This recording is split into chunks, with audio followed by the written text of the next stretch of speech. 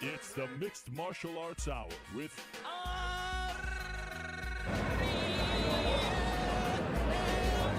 The Mixed Martial Arts Hour. It is back in your life on this Friday, August 25th, 2017. Hello again, everyone. I'm Ariel Helwani, still in Las Vegas. This time I'm coming at you with maybe 6 hours of sleep, so I'm no longer delusional, but boy, oh boy, I was just telling the crew here, I'm having the time of my life. I've never had more fun covering any kind of sporting event, covering MMA fights, covering anything, period, and it might actually be the time of my life, period. I don't know if I've ever had more fun in the span of 3-4 days ever in my 35 years in existence. This has been a blast. This has been an honor. This has been a privilege. Thank you so much to Twitter for giving us this platform. You can watch us live right now. If you are hearing this, you are doing so already over at MMAfighting.twitter.com. We have a jam-packed day slated for you this afternoon from Las Vegas. We're going 3 hours today leading up to the weigh-ins. We've done 2 shows already. We've done the beat from here. I don't even know what happened yesterday with Chris Eubank and Kevin Lee and Valentina Shevchenko and DJ and all the guests who stopped by. Carrot Top, Bonner, Baroni a couple days ago.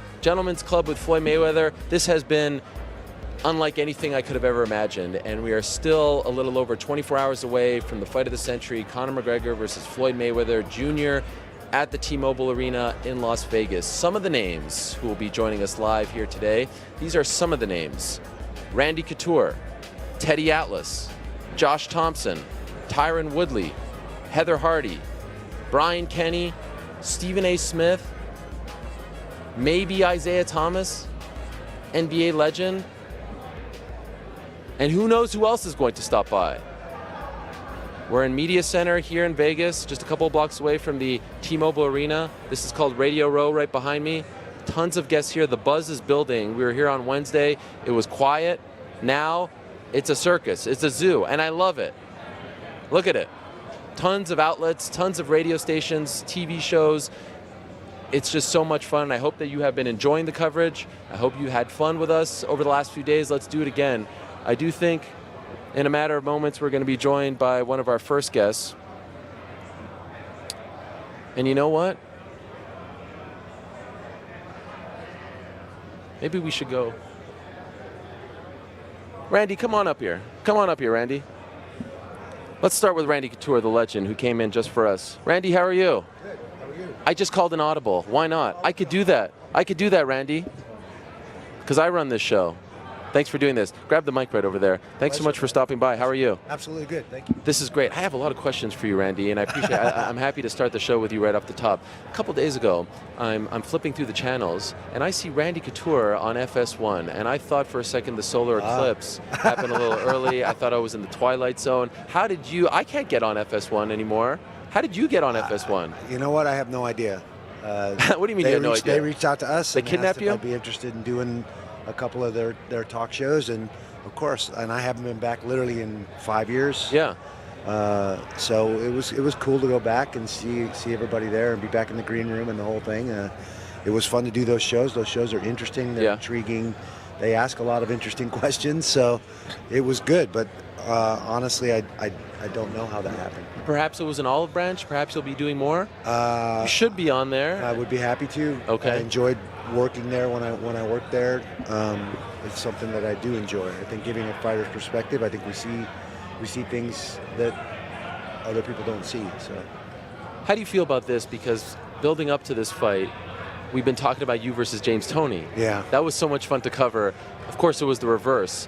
And no one thought that James had a chance in your fight, and a lot of people don't think Conor has a chance. Let me ask you this. Going into the James Toney fight, who has a better chance? Like if we were to say, okay, these two fights are happening on the same night, Conor against Floyd in boxing or James Toney in an MMA match 8 years ago now against you?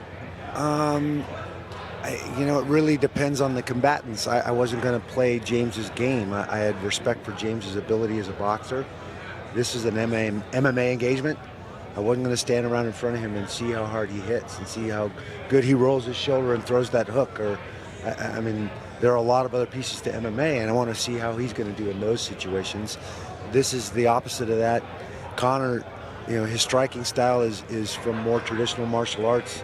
He does a lot of spinning kicks and spinning fists, and he's not a traditional boxing, Western boxing type striker.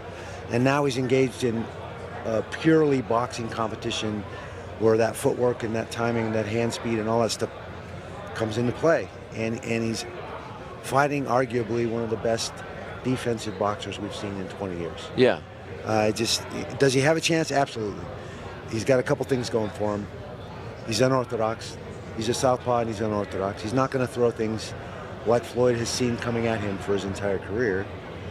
He's young and he's big for this weight class. So those things, I think, go in his favor, but still at the end of the day, Floyd's going to do what he's going to do. He's going to be elusive, he's quick, he's got great hand speed, he's got great head movement, he's going to be hard to hit, and the harder you chase him, the more you seem to get hit. That's how I see this fight going. Are you surprised that Dana and company allowed this fight to happen? You tried to do the Fedor fight. I know that's different. It is different because I'm not protected by the Muhammad Ali Act. When Floyd Mayweather got his boxing license and got his boxing number, he became protected by the Ali Act. Sure. They realized at that point they couldn't stop him from doing this. You mean Connor? Connor. Okay. I said, yeah. I'm sorry. Maymac. Yes. They've kind of blended into one, haven't they? It has. It's very strange. Do you think that's the only reason why they let this happen? They did a complete 180. Yeah. Stripped him of his title, were harassing him because he was talking about this fight. That's right. And then when he got that boxing license, they did a complete 180. They saw the opportunity to take some of that money, to make some money off of this thing, and they realized they couldn't stop him. I'm not sure why, because he's educated. He knows that he's protected. I'm not sure why he let them in. You think that would have flown? I mean, they could have sued. They have a contract, right? 4 fights left. That contract is null and void. In boxing? By his protections under the Ali Act. Really? It's written right in that contract. You cannot box, wrestle, grapple without our express written consent. But the second he got that boxing number, he fell under the protection of the federal legislation that's written in the Muhammad Ali Act that doesn't allow that exclusivity. By a promoter. So why didn't you try to box Fedor when you tried to fight him? Why didn't you go around them? I'm not a boxer. I know, but both of you together, it was such a big deal. It was a big deal. And I honestly, back then in 05, 06, I didn't understand what the Ali Act was. Okay, fair enough. I didn't understand, and again, I'm an MMA fighter, I'm not a boxer. I didn't realize that going and getting a boxing license created some protections for me that I don't have as a mixed martial artist. Okay, fair enough. Now, where do things stand with the Ali Act? Because you're one of the few who actually puts his money where his mouth is. I know that's not the best analogy, but you get what I'm saying. A lot of people talk about Ali Act and Association. You actually do the work. Heavily involved with the Mixed Martial Arts Fighters Association, the MMA FA. Yeah. We've been to D.C. almost every month for the last 9 months with Mark Wayne Mullins' help spearheading this, who was an MMA fighter. Tried out and was going to be on the Ultimate Fighter. So he understands perfectly well what these contracts look like and how this all fits together. Oklahoma, right? He's from Oklahoma? Yeah, he is. Yeah. We have 36 congressmen now that are co-sponsoring the expansion. That's 16 more than the original act had when it passed in 2000. So I think we have some great momentum. Mark Wayne is a very smart man. He understands how all this works. It's been an eye-opener being on the Hill and talking to these people and trying to educate them about what mixed martial arts is going through and what's going on with the fighters in our sport. So, how soon do you think we can get this done in MMA? It looks to me like we're going to get to go before the entire Energy and Commerce Commission here in October. Oh, wow. So I spoke to a subcommittee back in December last year in the 113th Congress. We reintroduced the Expansion Act in the 114th Congress. We've since garnered a lot of momentum with the congressmen on both sides of the aisle. They understand the issues. They understand what's going on in our sport. And I think we're going to finally get to present this to the Energy and Commerce Commission to be voted on. And then it has to go to the House. Okay. So there's still a couple of steps. Yeah, we're still a ways away, but I think we've got some good momentum going in. I love that you're doing that. Please keep that up. It's important for the sport. Do you think we'll ever see an association of sorts, or do you think the sport is too fragmented? No, I think if we can continue to educate fighters, I mean, that's what we're doing. I needed to be educated myself. Like I said, in 05, 06, I didn't understand what the Ali Act was and what protections boxers were getting that we aren't getting because the act hasn't been expanded to cover all combative sports.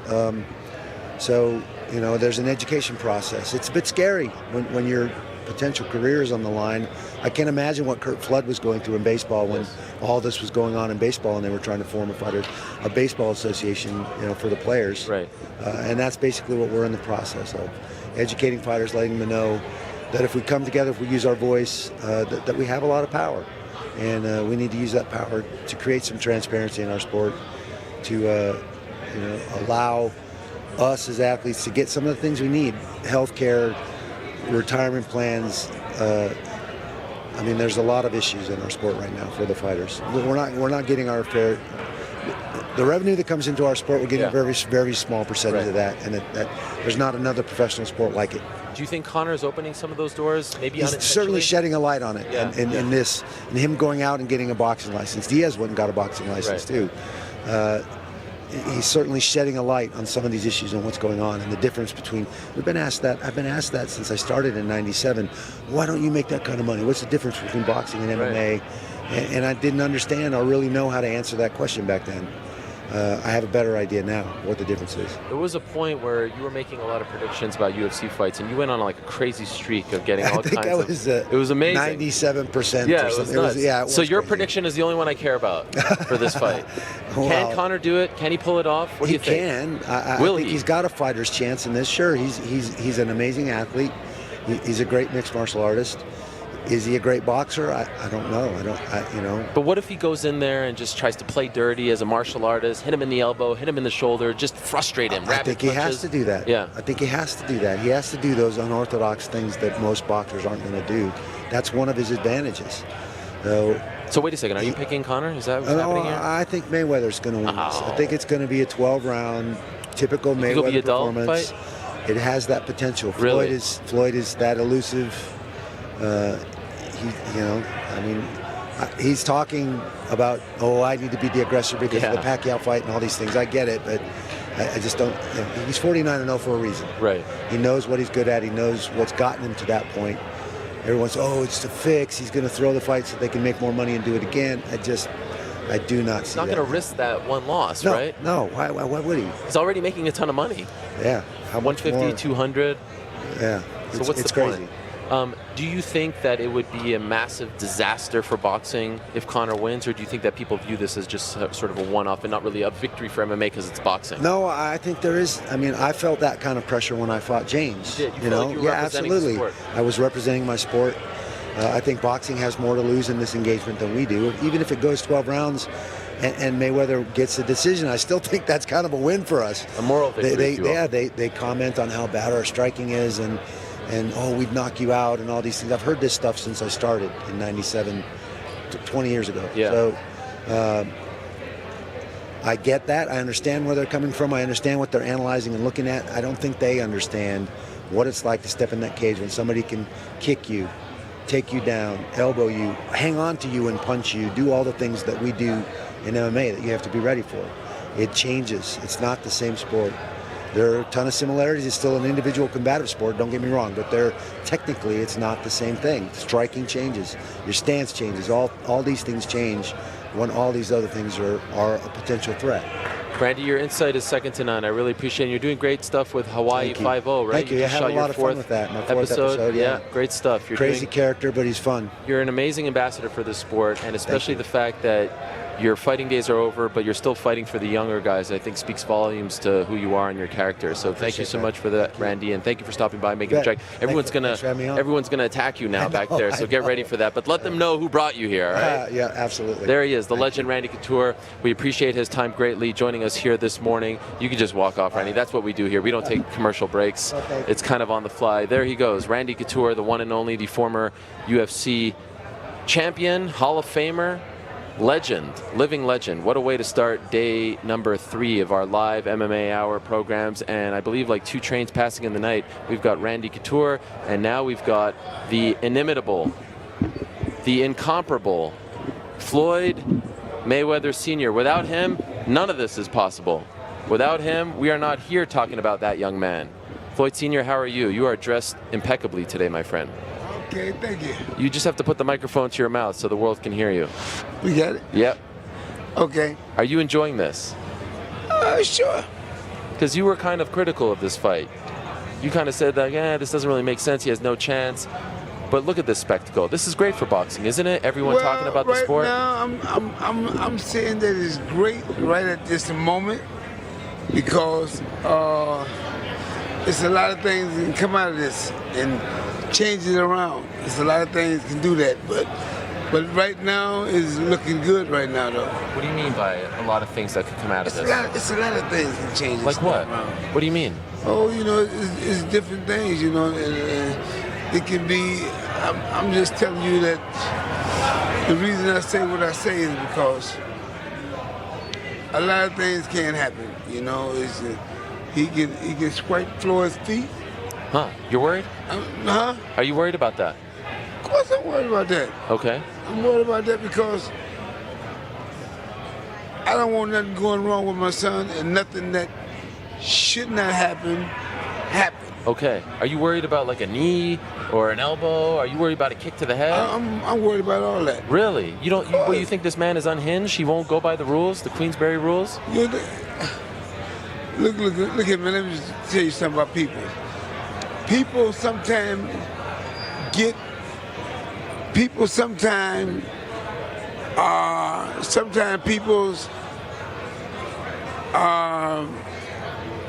people's that they are complainers. Yeah. And sometimes people's do things that they know they shouldn't do. Okay. And sometimes things happen with that. You know. Okay. Things happen with that, and then that's where people's, you know, when you start, you know, I'm just saying, right now being that we fight, we talking about my son and McConnell. I'm talking about him swiping his feet. Yeah. Throwing his elbows. Wow. Or anything crazy like that. Okay. You know, I'm just telling you that these are a lot of things that happen, and people don't. A lot of times, people don't. You know, people, and being as my son, being as my son, a lot of times, you know how people feel about him. You know, they whoa, they glad stupid, crazy bullshit. Yeah. That's what it is. Can I ask you about this? This past week, your son has been spending a lot of time at his new gentleman's club. Are you worried about that? Should he not be home sleeping at 4 a.m.? I went there and I saw him. I spoke to him there. He was very gracious and he was very open with his time. But fight week, should you not be at home resting and not in that kind of atmosphere? You'd prefer that, right? Well, I'm going to tell you that Floyd is, you know, I haven't been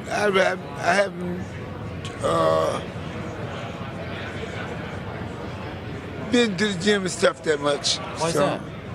Well, you know, they do times that they do a lot of different times that I don't. You know, sometimes it's time that I got tired working at the gym, man, and I'm not going back down there. Yeah. I mean, cause I got like a good 35, 40 minutes to get to the gym. Oh, I see. Okay, so if he's working out in the middle of the night, you can't go wake up and do that at 3 a.m., right? Yeah, he does that, and I think that you know, sometimes, man, that ain't. You don't like it? I mean, I think that it should be where I know what's going on. Sure. You're the head man. Yeah. Without you, none of this is possible. Right. Will you be in his corner on Saturday? Well, we'll see. What's happening? Tell us. Well, right now it's not nothing major, but you know, it's like. Sounds major. You're the guy. This is 24 hours before the fight. Well, we'll see. Okay. We will see, because I feel like I should be in the corner as well. But what went on is I happened to be away away from the gym when everything started. Okay. When everything started, nobody let me know anything. And so I'm just saying it was right now. I don't know whether the other day I did some pad work with him. Okay. With Floyd. Yeah, I did pad work with him. Okay. We did about 4 or 5 get rounds we did. Okay. You know. How'd he look? Well, me and him hadn't hit pads in who knows when. But I'm just saying though, but he still, to me, he still seems like he still seems like he's up to par right now. Are you concerned? Am I concerned? Yeah. I'm always concerned about my kids. Given what you're discussing here. I'm always concerned about my kid, but I'm not really worried about him taking care of himself. I think he can take care of himself. Are you disappointed? I should say that I'm gonna just say it like this right here. I think that things would be much better with his daddy, because I always made sure he got where he needs to be. You know, it never was no friction with me and him, because I always got it where he needed to be. You know, I made sure that he did, but I think he's gonna be okay though. Is there friction right now? Is there any friction with me and him? Yeah. No. No. No. But when will you find out if you're in his corner? I will find out tomorrow. Tomorrow? Yes. Isn't that late in the game? It's still late. It don't make a difference whether it's late or not. Will Roger be in his corner? Roger will not be in his corner because Roger is not fit to be in his corner. Roger is sick now. He's sick right now, yeah. Yes, Roger's sick. So who will be in his corner? I don't know if my brother Jeff will be in his corner, but I doubt that. Yeah, because I asked him. Because Jeff never been in his corner. Yeah. And we'll see. I just, personally myself, we will see. It's some things that, to me, ain't right. So, Please, what do you mean? well, you know, I'm just saying some things ain't right. You know, but we'll see what happens, man. 36 hours before the fight of the century, number 50, you're saying we don't know who's in Floyd's corner, that there's a little bit of... Hey, look. He tell me I'm going to... The best thing I can tell you, man, the best thing I'm going to tell you is that I'm going to see tomorrow. If you're not in his corner, will you attend the fight? Oh yeah, I would still come here to support my son. You know, it's not no big deal about that. Well, let's be honest. You'll be disappointed if you're not there for number 50, right? Given everything, you're the one who introduced him to boxing. If you're not there for this fight, I'm the first one that ever started him boxing. Yeah, that's what I when I say without you none of this is possible. I mean it. Yeah, but I'm just saying, I'm the one that started my son fighting all the left. I started he was probably about 11 months old. I started training him. I've been training him from that time on, you know, and then he started wanting to go to the gym and started training him daily from that point on. And every day he was pretty much in the gym all the time. It would be a travesty if you're not in his corner. There was a great moment a few years ago where he said to you towards the end of one of his fights, I don't remember which one, where he said, everything you taught me, I remember it from day one. You remember that moment? It was my dad who taught me. He showed me everything. It gives me goosebumps, that moment. You remember that moment when he said to you, I never forgot it. Yeah. That was a beautiful moment. Yeah. Because we know that your ups and downs have been somewhat, you know, in the public. But, you know, I'm just saying, like, I'm going to see what happens, man. But, you know, it's on him, man, right now. It's on him. Because, you know, you got cousins and stuff there. And There's a lot of cooks in the kitchen. Huh? There's a lot of cooks in the kitchen. Yeah, well, you know, I'm just saying, I don't know what he's gonna do, man. It's on him. Are you going to talk to him today? Or are you just going to wait? I'm planning on talking to him today, yes. Okay. I'm planning on talking to him today. Okay, what are you going to talk about? I'm gonna ask him about boxing, you know, about, you know, what's going on here with the, you know, if it's somebody else, let me know. Yeah, I mean, you deserve that. Yeah, so, you know, I'm just... But we don't know who number one is right now. Huh? We don't know who the first is. I should be the first. Yeah, hell yeah. I'm not, but I don't know. I'm just gonna see. I don't know. Man, you know, I'm gonna just be honest with you, man. Please. I don't know what's going on because I guess first when I was gone. I think I went back to Michigan. I think it was. Okay. Check on my mother. Okay. And stuff. And then it's just to me that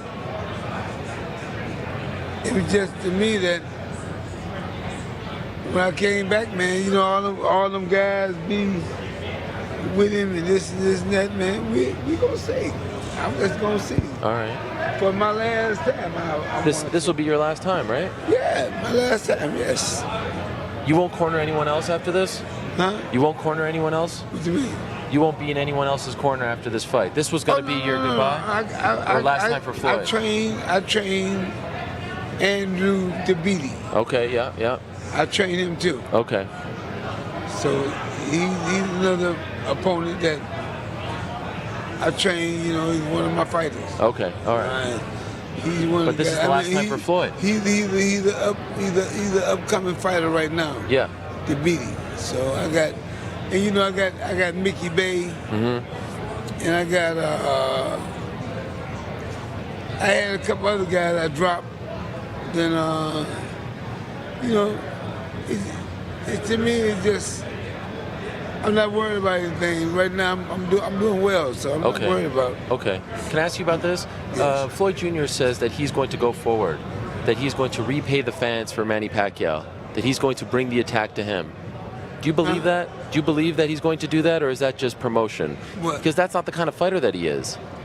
Floyd hasn't been that kind of fighter. He's not a brawler. He's not a reckless kind of fighter. I wouldn't even suggest him doing that. Yeah, but he says it. I would suggest him go out there, you know, bounce around a few rounds and move around and counter him, keep countering him on certain things, run your combination off right when you're right there. Then you understand me, you know, you duck, bam, bam, bam, you know, Boxing. bang, bang, bang. Boom, boom. And you keep boxing him and keep scoring without being scored. That's right. That's what he's done. That's what he's done for his entire life, and that's what helped him to be the man that he is today. Yes. And that's the only thing that's gonna help him today to get out the situation. Because it's no you trying to train. It's no you trying to train and go head up with somebody like that, and test things. You know, you ain't got to test the water like that. Yep, I agree. You already know, you know the water. Cause all you have to do is do what you want to do. Cause you can do what you want to do with this boy. He really can do what he want to do with him. Floyd Sr., I can't thank you enough for the time. And I appreciate you opening up like you did. And I hope it works out. Like I said, I think it's a travesty if you're not in his corner. If you want me to make a call to Floyd Jr., let him know how I feel. I'd be happy to do so. But I hope that it works out on Saturday night for you and him. Well, we'll see what happens, man. All right. Don't worry about it. All the best to you. Thanks, my man. Thank you. There he is, Floyd Sr. Again, without him, none of this is possible. We really appreciate it, and best of luck to you and the family tomorrow night. Thank you. Please, there he goes, the one and only Floyd Sr., living legend. Appreciate the time. Look at him, impeccably dressed. Look at that suit, three-piece suit. Kidding me? On a Friday morning? You gotta love that. Floyd Sr. stopping by here on the Mixed Martial Arts Hour. Live from Las Vegas, Radio Row. You see us right there. Who else is going to stop by? I don't know. We're just getting started. We're going 3 hours today. Who do we got next? Adam, you tell me. We're waiting. All right. Well, why were you wrapping me up so much? Jeez, I had a lot more to talk to Mr. Floyd Sr. about. No, I think I saw Josh Thomson before. Where did he go? He went to go talk to other people? That two-timer. Okay, all right. So you don't want me to go to Josh Thomson. All right, okay. There's a lot going on. I see Stephen A. Smith in the house. There is so much going on here. You have no idea. Wow, that was so interesting. Did you guys catch that? Did you catch that? Here we are, 36 hours before the fight of the century, and Floyd Sr. is talking about that he doesn't even know if he's going to be in Floyd Jr.'s corner. I didn't expect that. I really appreciate him opening up the way he did. I was kind of blown away by that. Now, if you're new to the Floyd story, you'll be surprised by the fact that Senior and Junior have not always seen eye to eye. This is not new. There have been times where they have not seen eye to eye. Sorry, I keep my posture's bad, then I get up, making Rob work over there. This is always the safer shot with me. I try to get all Larry King on them, you know what I'm saying, Rob? So I need some suspenders. But this is fascinating. 36 hours before this fight, Floyd Sr. tells us he doesn't know whose corner, or I should say who is going to corner his son.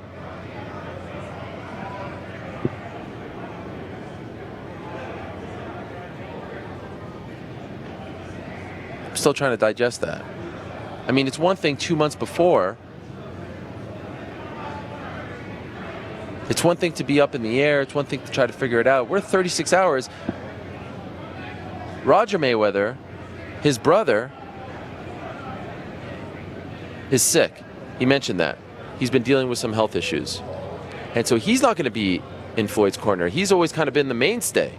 Jeff Mayweather, who we spoke to just a few weeks back, typically doesn't corner Floyd. Now, at the end of the day, let's reiterate that it's Conor versus Floyd. It's Conor versus Junior here. You get what I'm saying? The corner at this stage, 49-0, maybe for someone like, a young guy like Tank Davis, maybe it means more. But in this case, you've got a legend. You've got a guy who's done it 49 times professionally, let alone amateur, let alone Olympics. Still, I think it somewhat speaks volumes that 36 hours before the fight, it is unclear whether or not Floyd Sr. is going to be in Floyd Jr.'s corner. How about that? What's that? Okay. So that remains to be seen, and that is now a new layer to this story. Fascinating turn of events. Still to come today. And a reminder that at 6 p.m. Eastern Time, the weigh-ins are taking place at the T-Mobile Arena here in Las Vegas. They will finally step on the scale. There have been some rumors, some innuendo that Conor has been having trouble making weight. From what I'm told, those are inaccurate. Those rumors, those stories are inaccurate. So we'll find out at 6 p.m. Eastern Time. And now let us welcome in the Punk, Josh Thomson, the real Punk. Not that CM Punk, the real Punk. Josh Thomson joining us. How about this, Josh? Is this fun or what? This is awesome. It's amazing. It's great to see two athletes, two fighters get this type of recognition, and I love it, man. But isn't it great to see combat sports get this kind of recognition? All these media guys who don't usually cover the sport? Yes, it is. And I've been actually watching a lot of what goes on like on ESPN, PTI, Yeah. and they're actually covering these athletes, and that's what I really love seeing, because you never see them talk about combat sports ever, and unless it's like a Canelo or Gennady Golovkin, but Mayweather and Conor, this is next level stuff. And my hope has always been that they would start covering at least the main event guys, giving them a little bit more recognition in the mainstream public, because I think that'll open up the eyes for everyone to start following athletes and getting their kids more involved with things like jiu-jitsu and kickboxing, and teaching kids not to be bullied by just learning how to be self-defense. That's right. Do you feel like this is MMA versus boxing? In other words, even if you're not a Conor guy, you have to go for Conor because he's representing our sport? 100%. Okay. And I saw that a lot when this all started. When they first started campaigning for this fight, I said what is going to happen is it's going to end up being MMA versus boxing. Doesn't matter. The MMA guys, the UFC guys, the Bellator guys, a majority of us are standing behind Conor because we would love to see this happen. Now, do you feel like it would be disastrous for boxing if Conor pulls off the upset? I wouldn't say it'd be disastrous, only because Floyd, he was pretty much already retired. Okay. You know, and so boxing, you saw a rise a little bit in boxing after he left, because he was the face of boxing, and it wasn't the face that everyone really liked. You know what I mean? But then when he left, you have Gennady Golovkin, Triple G, you've got Canelo, you've got a lot of these top Lemachenko. Yeah. Like, they're putting their stock into guys that are more crowd pleasing. Floyd always been a great technician, but at the end of the day, people more tuned in to watch him lose, okay? Because they wanted to see him versus him actually win. Yeah, he's the heel. Yeah. Let's pause on that talk for a second, because I want to talk about you. You've had an interesting couple of weeks here. So you fought, it's almost been a year, right? September? February. Oh, February. I think we fought in February. Feels like it was so long ago. Yes, I remember. It was the same time as the NBA All-Star Weekend. And it was a controversial finish, headbutt against Pitbull, and then you went to the California State Athletic Commission, and now, in your opinion, there's an asterisk on the result? No, not my opinion. Okay, they offered an asterisk. Okay. They said, hey, what can we do to make this right? Explain to people what happened. Okay, so what had happened was I'd gotten headbutt, I got dropped. Then I was able, I realized that John McCarthy didn't see the headbutt, wasn't going to stop the fight. I stood back up and continued to fight, but only for it was, I would say, maybe 2 or 3 seconds. Right. Shot in. You know how people, when they get rocked, the first thing they kind of do is they shoot. Yeah. So I was rocked, I got up, and I was able to kind of get my takedown, or try to go for a takedown. I got hit a little bit at the same time. It really wasn't even a clean hit. It was more with the forearm, and I got dropped, knocked out. Yeah. Which I understand the situation, the scenario. Let's not be mistaken. Big John wasn't in the position to see it. That's understandable. But what I was more upset about was the fact that there's a couple things. First thing is that they never invited me to the first appeal, because there was 2 appeal processes. Okay. So they never invited me to the first appeal process. So the first appeal process I was never invited to, which now at that last hearing, with the one that they just had recently about 2 weeks ago, is they put that on the docket that every athlete has to be formally invited, or they have to be known that this is when their appeal is, and they aren't obligated, but they are allowed to attend with a layer and present their case, because that was never in the rules before. So now, for me, what I've done is I've changed the sport of MMA, of combat sports, that now every athlete has to actually be notified in writing through an email or something saying that, hey, you are invited to come, okay, to present your case. So that is one thing that I've done for this sport, as well as for all the athletes. Because at the end of the day, it's about making sure that athletes get a chance to represent themselves. That's right. Because this is an individual sport. As much as we train with teams, it's about making sure that the fighters get to represent themselves. Yeah, that's a great point, because if there's no association, there's no one battling for you, there's no sort of union head, you're on an island by yourself. Exactly, and they know, and for me, I feel like the commissions and that they know that. Yeah. Okay, and so that's why I think they were willing to brush it under the rug. But I wasn't willing to, so I called up Andy Foster. I said, hey, you guys had the whole appeal process and everything like that tonight, or earlier today, and I was never notified on when it was. You just told me I was on the agenda. You didn't say when the agenda was. You didn't say the place and the time. You didn't say location. You didn't say anything.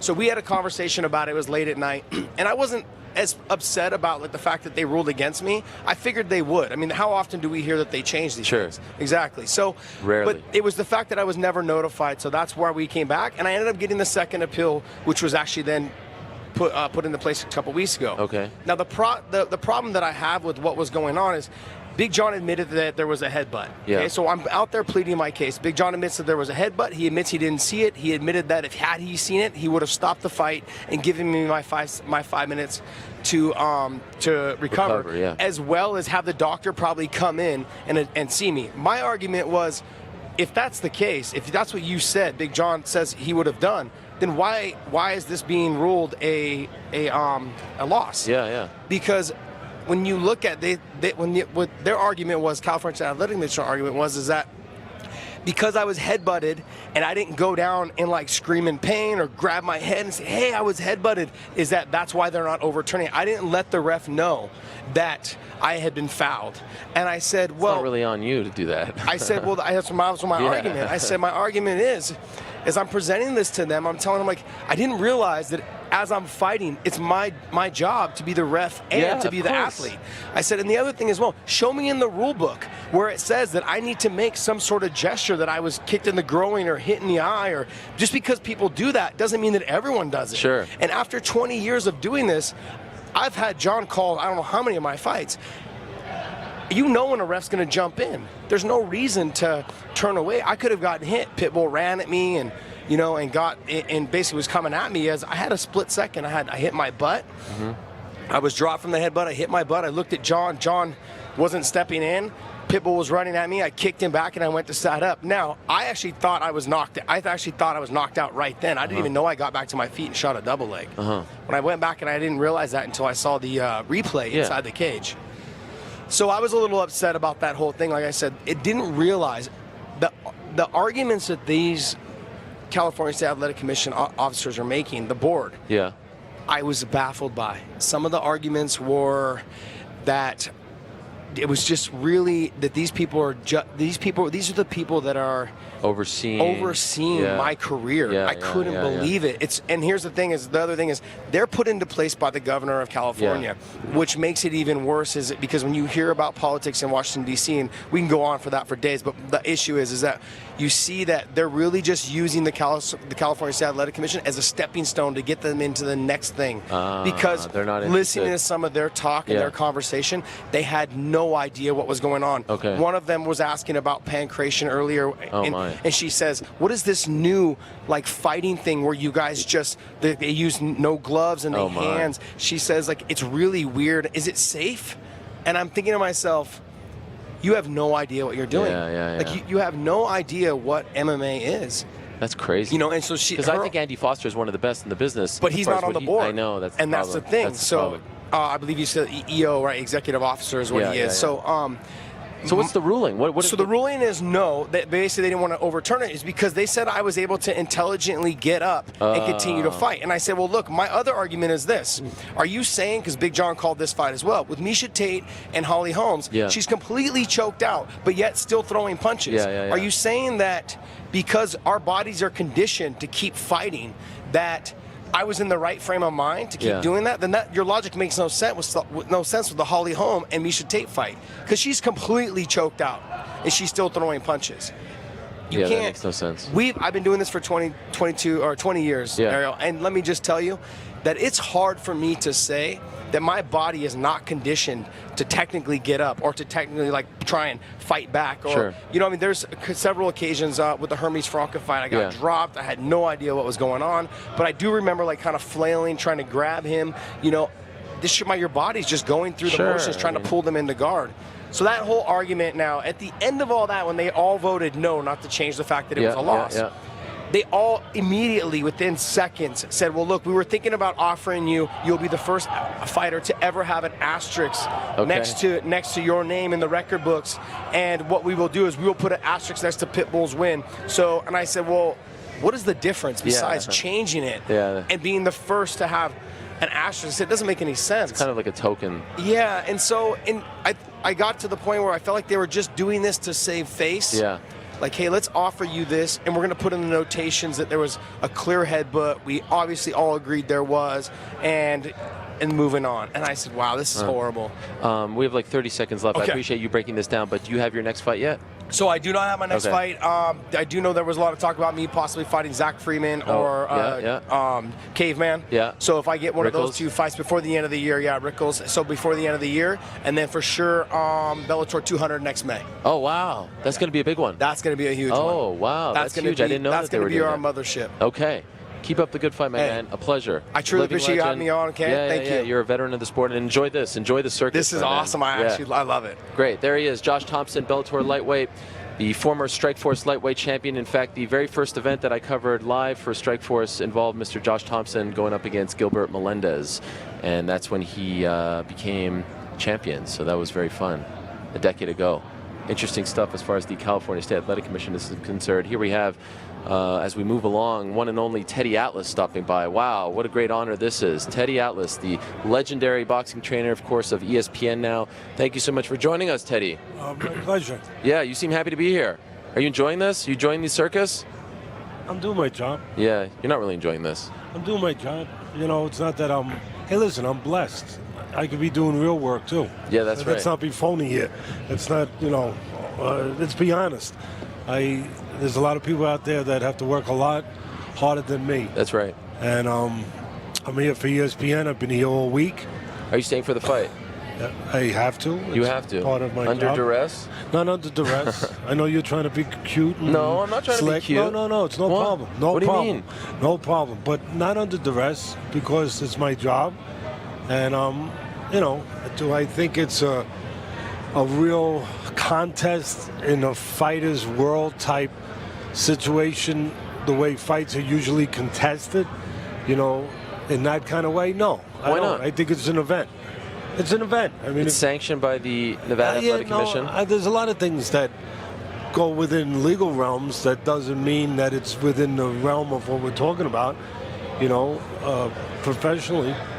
Just because it's legally sanctioned, we could mention a million things that fall under those kind of rules and guidelines, parameters, if you want. I mean, that's right. We could do that all day long. So but it doesn't mean that it has the authenticity or it has to, not credibility only, but that it's authentic as far as being an athletic contest in a boxing ring. I mean, you got a guy that terrific MMA fighter, and I have all the respect for the MMA guys in the world. Terrific athlete as well, right? Tough son of a guns. I don't know how good an athlete he is because I haven't seen him in any other, you know, forums. But well, the fact that he's a two-time champion in MMA, doesn't that just make him a great athlete in its own right? I mean, it makes him a tough guy. It makes him a good grappler. It makes him a great striker for MMA. Very good striker for MMA with that level of guys. Listen, is Floyd an athlete? You got a guy in McGregor. Yeah. Who, if the truth's going to be spoken, you're gonna. And I know that you want to favor the MMA guys. No, not at all. No. What are you talking about? But that's we've been talking to all the boxing guys this week. But all I'm saying is that you got a guy that he's never been in a boxing ring in his life. Professionally? On a professional level, and he's getting in there with an elite guy. Sure. There's a little bit of a leap of faith there. I'm sorry. A little bit. Tiny Suspend bit. disbelief. Tiny bit. It's okay. Your show, buddy. No problem. No, but so do you feel like he has no business being in there with Floyd? Of course he don't. If you were a part of the commission, you would not have sanctioned this? No. Is this bad for boxing? It's not good. I mean, the good for both sports is there's a light. It's much better for MMA. MMA can't lose. Boxing can lose. I agree. Boxing can lose because if this guy does anything more than what's expected, and that means surviving, then the integrity, the credibility of boxing takes a hit. Yeah. Because people have put Floyd up as, some of them as the best ever, which he's not. You don't agree? Well, he's not the best ever, Who but is? listen, I love Floyd. Sugar Ray? Henry Armstrong. Okay. Sam Langford. Okay. Sugar Ray Robinson. Joe Louis. I mean, we're talking about a sport that's been around 200 years. Yeah. We're talking about fighters that I just mentioned. Some of them had 300 fights. Yeah. So, I mean, Henry Armstrong held and simultaneously defended three full titles: lightweight, featherweight, and welterweight. Full titles, no junior titles, and simultaneously defend them. And he won the middleweight title against Severino Garcia, and they made it a draw because he wasn't signed up with the boys. Wow. So the guy's a monster. Yeah. And he had a great fighting nickname, Homicide Hank, and that's better than anybody's out there today. So, but what I'm saying is that you have a sport in boxing that's been around all this time, has all this history, and we know that you're taking a guy that's a caveman compared, and again, I'm not saying in a derogatory way, I'm saying it to get to a point. A caveman when it comes to professional boxing skills, and he's in there with an elite guy, a scientist, and again, a guy that we're putting forward as one of the best of this era. Yeah. And if he does anything more than what's expected, survives. Yeah. Boxing, people will say, and MMA people will say, look, well, we put our guy, and then they'll be honest. Yeah. They'll say, our guy never boxed before. Our guy's a caveman, and look what he did. Look what he did with your best guy. And that's scary for me. That's all. You're worried? That would bother me. Boxing is a great sport, as MMA is. Yeah. And I've been in it my whole life, and that would worry me. You know why? Because it wouldn't be fair. And because Mayweather's not the best of our time right now. The Mayweather of 5 years ago, yes. Okay. One of the best of our time. At least the best defensive fighter. But not maybe overall. When you put in everything else, offense and everything, going and getting a guy, finishing a guy, all those other qualities. But he will be put forward as the best of our time. He's 40 years old. He hasn't fought in 2 years. He took the fight on short notice. He is no longer that Mayweather. He's not even the Mayweather. I went back 5 years, right? Yeah. He's not the Mayweather of 2 years ago. Wait a second. So some might say that you're trying to put out an excuse beforehand. I'm just putting out the truth. Yeah. I don't do excuses. You have no reason to. I don't do excuses. I try not to do them in anything. I think that's part of the problem in our country today is people make excuses. People make themselves victims. People, I agree with that. I don't play into that stuff. I don't think that stuff is healthy for any of us. Are you an MMA fan? Do you appreciate the hell out of it? Do you watch it? Do you go out of your way sometimes to watch some big Gilbert fight? Melendez. Yes, he worked for ESPN He had too. asked me to work with him, to train him one day. Oh, interesting. He came to San Francisco. My son works for the Oakland Raiders. And I don't remember if I was there for an ESPN show, but I might have been there to see my son. I was in the Bay Area, and he lives in that area. Yep. And he contacted me. He said, Teddy, is there any chance I can come and talk to you and meet you? So I said, yeah. And we met. We had lunch together, and we talked. And then he asked me if he could get a day in the gym with me. Okay. And I did. I did that. He was nice enough. And it wasn't a barter system. It didn't have to be that way. But he was nice enough to leave tickets for my son. My son's an MMA fan. Oh, great. To go, and some of the Oakland Raider guys, to go to a fight. I can't remember what fight it was. And then I kept my end of the bargain. The next time I was in San Francisco, I met him in his gym.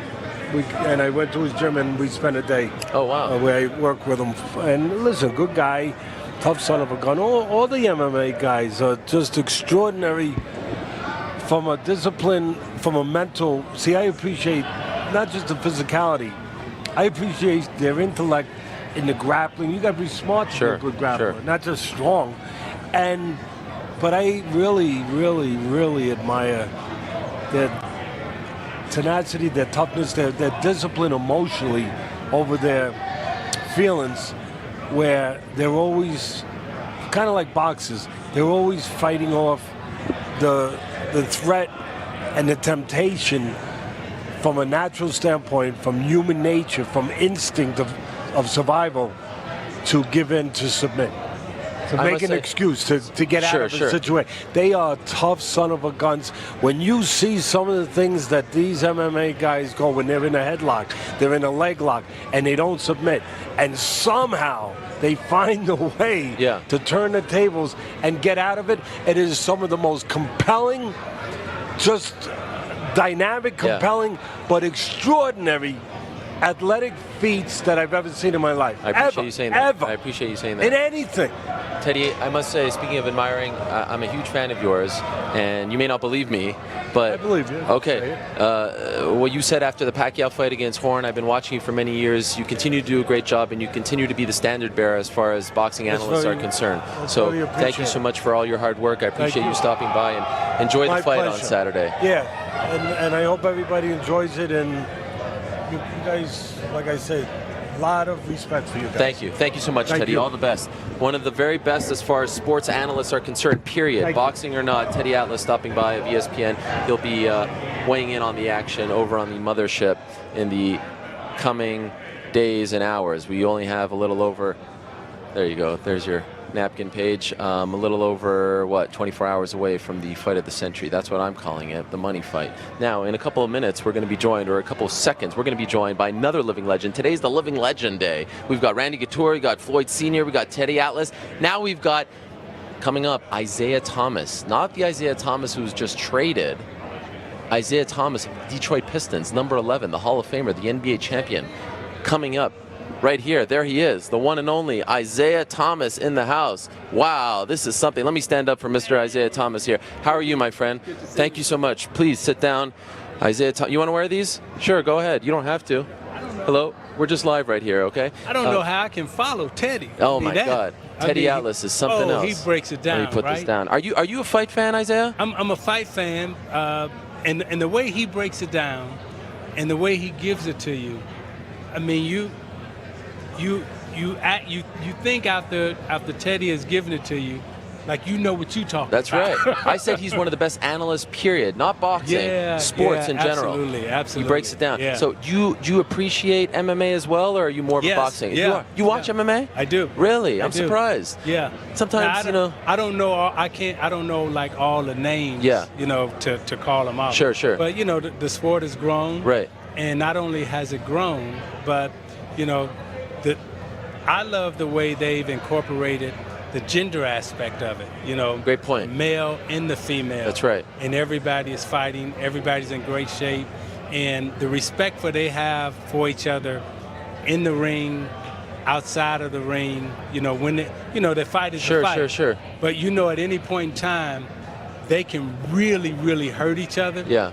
So they beat each other up, they hurt each other, but they don't kill each other. Yes. So it's a fine line, and I admire the way that they're able to hold back when they can really go for the jugular. It's a great point as far as how the genders are on equal footing, because you are the president of the New York Liberty, right? Yes. And right now, if ABC had a doubleheader, Cavs, Warriors, followed up by the Liberty and the Sparks. Yeah. Let's be honest, people don't view the WNBA like they do the NBA. It hasn't been around as long, but here in this sport, MMA, you can have a great card, all males, 2 women at the top, and no one bats an eye. They are on equal footing. So hopefully one day that'll be the case for basketball awesome. as well.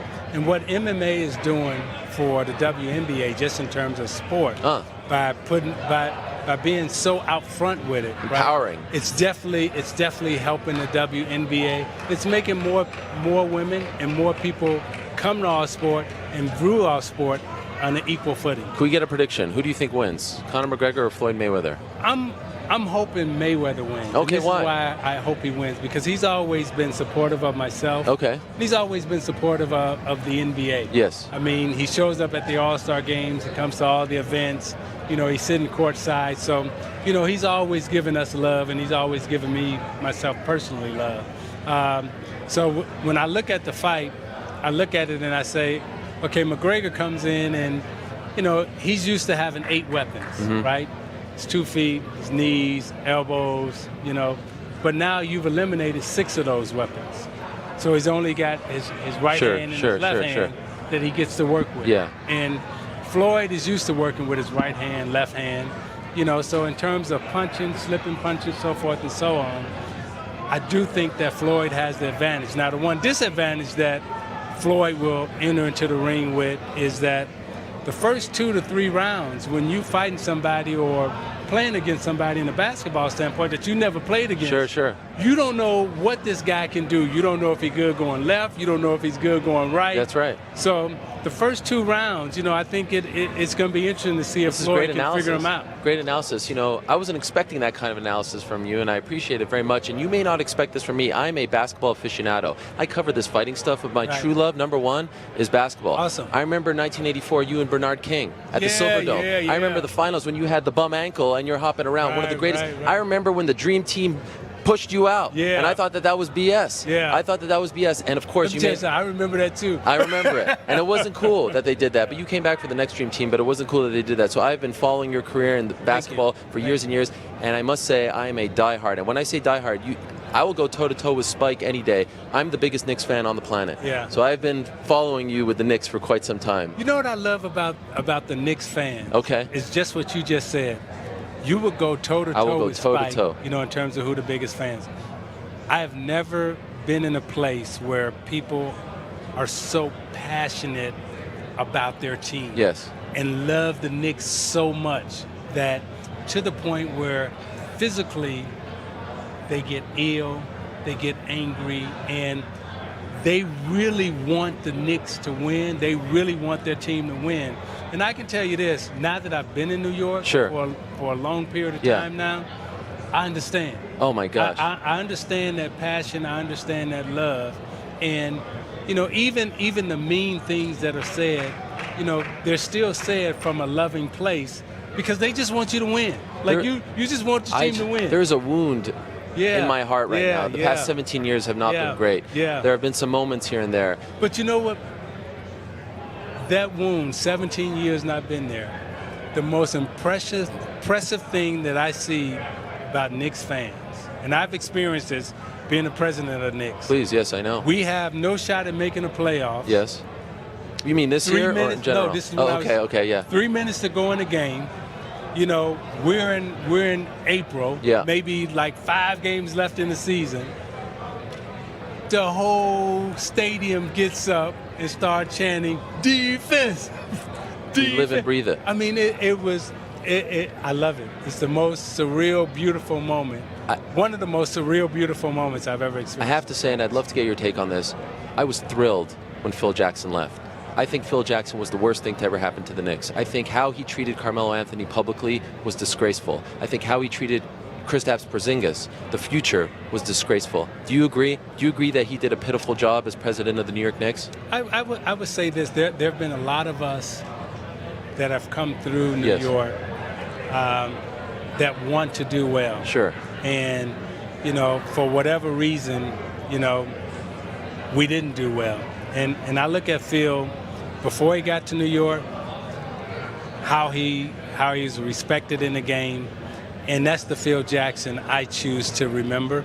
And that's on the real, because I do know, like, but to publicly shame Carmelo out like that, and to devalue him, and to say what he said about Kristaps, listen, you may not have the best. You got to give Carmelo a lot of credit, though. Oh my gosh, I mean, my respect for him. The professionalism that he could have has taken shown some shots through all of this, and that's the thing that and you may not understand this when I'm saying. All right.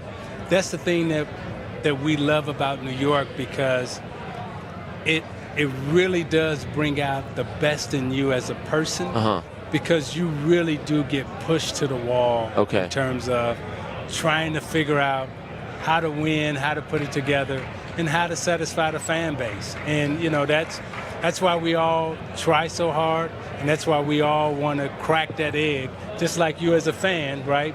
Believe me, Phil Jackson, myself, Donnie Walsh, Larry Brown, all of us, like, go back and try to figure out, like, man, what did we do wrong? And if we could do it all over again, what would we do different? Do you just have like regrets? You as a fan. Do you have regrets? We all have regrets, because when you don't win, of course there's regrets. Now, do you think that Carmelo will be in a Knicks uniform come October? I don't know, but I would you trade him at this point? I do know as a man and as a former player, and watching him handle this, I got great respect as do I. How he's handled it, and what he's done. I'm not enough involved in the inner workings to say if I would trade him, keep him, or not. Okay. I think only Steve Mills or Scott Perry can answer that question, because they have more information than I do.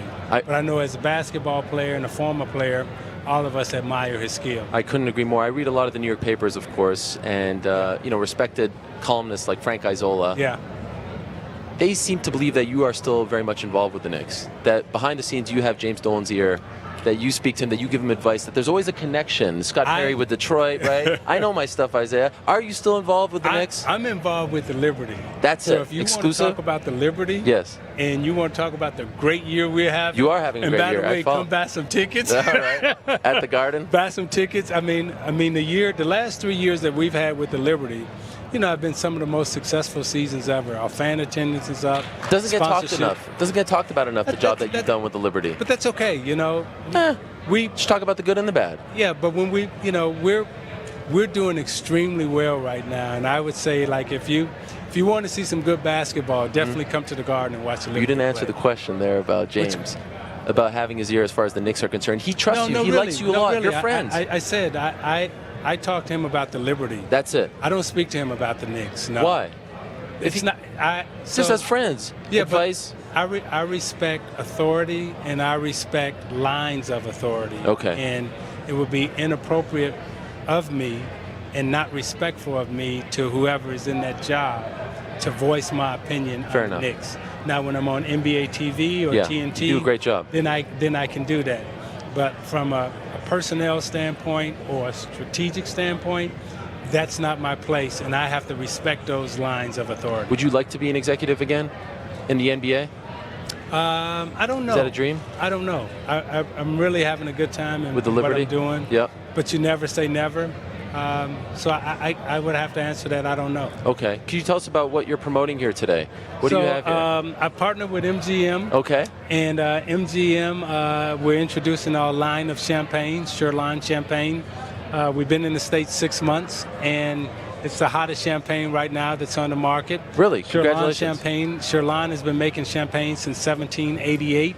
We go back 6-7 generations of champagne makers, and I was just named Champagne Producer of the Year in New York. Wow. And we have a 90-plus rated portfolio of champagnes, and I'm honored to, if you want to test it out while you're here this week, go to any of the MGM restaurants and ask for Shirlan. Wow. And I hope you tweet about it, talk about Absolutely. it. Absolutely. Are you a connoisseur? A champagne connoisseur? Are you an aficionado? I was not. Okay. And the only time that I have really experienced champagne is when I was pouring it on my head. That's right. Those 2 championship games. Vinnie Johnson, the microwave in Portland. Come on, what a great performer he was. But I exited out of my popcorn company. I was one of the founders of Popcorn Indiana. Okay. So when you go in the store and you see that red bag of kettle corn, I was one of the partners and founders in that company. And now I'm in the Champagne spot. And we got over 200 acres in Champagne and in the Aubrey region. And we sit right next to the Seine River. And it's harvest season coming up, in 2 weeks. So I'll be going back over there again. But, the family of champagne makers that they have, they really are a family of growers. So the champagne really the grapes comes off the vine, they hit the family, the maker, and then we take it off the vineyard, put it on the boat, and put it right in the customer's mouth. I'd be remiss if I don't ask you about your namesake. Have you talked to the young Isiah Thomas about the trade? Yesterday. How's he handling it? Emotionally, he's hurt. He's hurt. Emotionally, he's wounded. Now, from a basketball standpoint, he and Kyrie Irving, this would be great for both of them. They both will do well. But, it really was like a punch in the gut because it came out of nowhere. Yeah. Kyrie was expecting the trade. He was prepared for it. And talking to Isiah the other night, now he's scrambling, trying to find out where his kids are going to go to school, trying to find a place to live. And it was just so unexpected for him. And the thing that really kind of, pulled at my heartstrings is that, he said he gave his heart and soul to the Celtics. He did. He gave him everything. And it's a business, and we all understand it's a business. But to have it happen in such a way for him, I think it really hurt him. And I think it's going to be difficult for him to trust again, to give that trust, that loyalty, that love to another organization. And I think the Cavaliers are definitely going to have to do some relationship mending to get him back to the point where he loves being where he's at. Wow. Because he's a small guy. Yeah. The thing that gets him over is his love and his passion. Yeah. And if those things are kind of, missing a little bit, it's going to be hard. So Cleveland's got some relationship thing that they got to do to build that trust. Wow, that is fascinating insight. Last thing before I let you go, and this has been a real treat for me. Thank you so much for the time. You're welcome. I believe the Knicks are going to make the playoffs next year. What do you say to Knicks fans I think right they now? got What a do you shot. think? Yeah? I mean, I believe, I don't know, am I delusional? What do you think? No, I mean, hey, I like the draft pick, Ntilikina. Porzingis is the real thing. He is. Right? And if Carmelo is there and he's, healthy of mind and everything else, they're good basketball team. I'd keep Carmelo.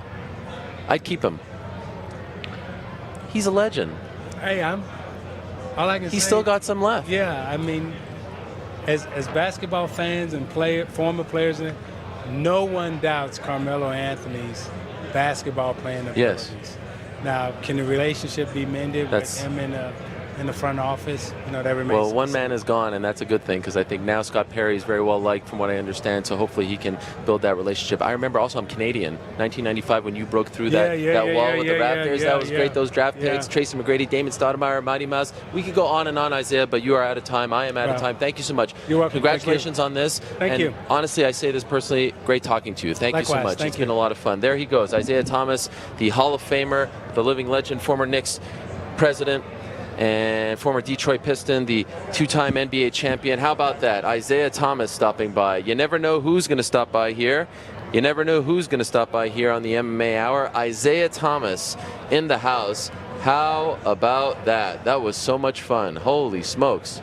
Who do we have now? Adam crawling down? What do we got? I don't even know what time it is. I feel like I'm in a trance right now.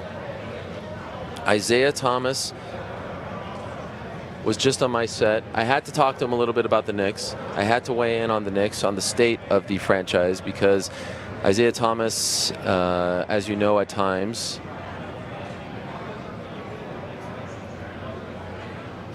has been a polarizing figure in the Knicks organization, but I appreciated hearing his insight. I appreciated him stopping by. I don't think he expected some of that basketball knowledge, but you know how I do.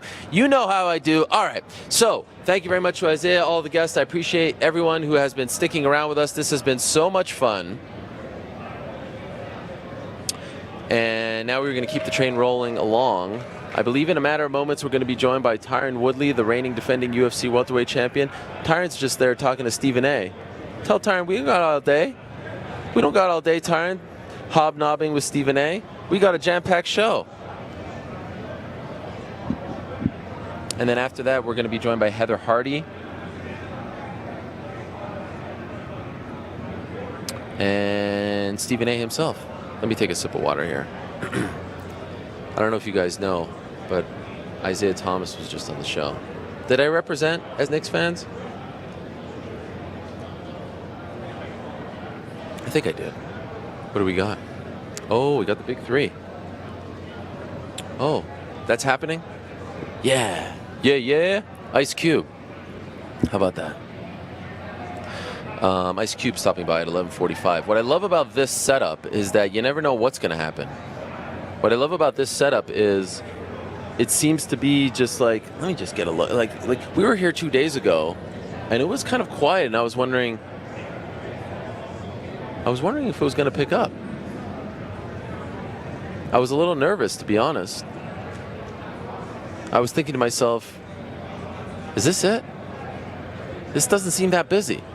But now here we are on Friday, and things have certainly picked up. I see Chuck Mindenhall trying to get our sloppy seconds there with Floyd Sr. Classic man in the hat. Tyron Woodley still talking to Stephen A. Also still to come, Brian Kenny. Oh, there they are. See? I told you. Should I just go walk up to him right now? Hey, Tyron, we don't got all day.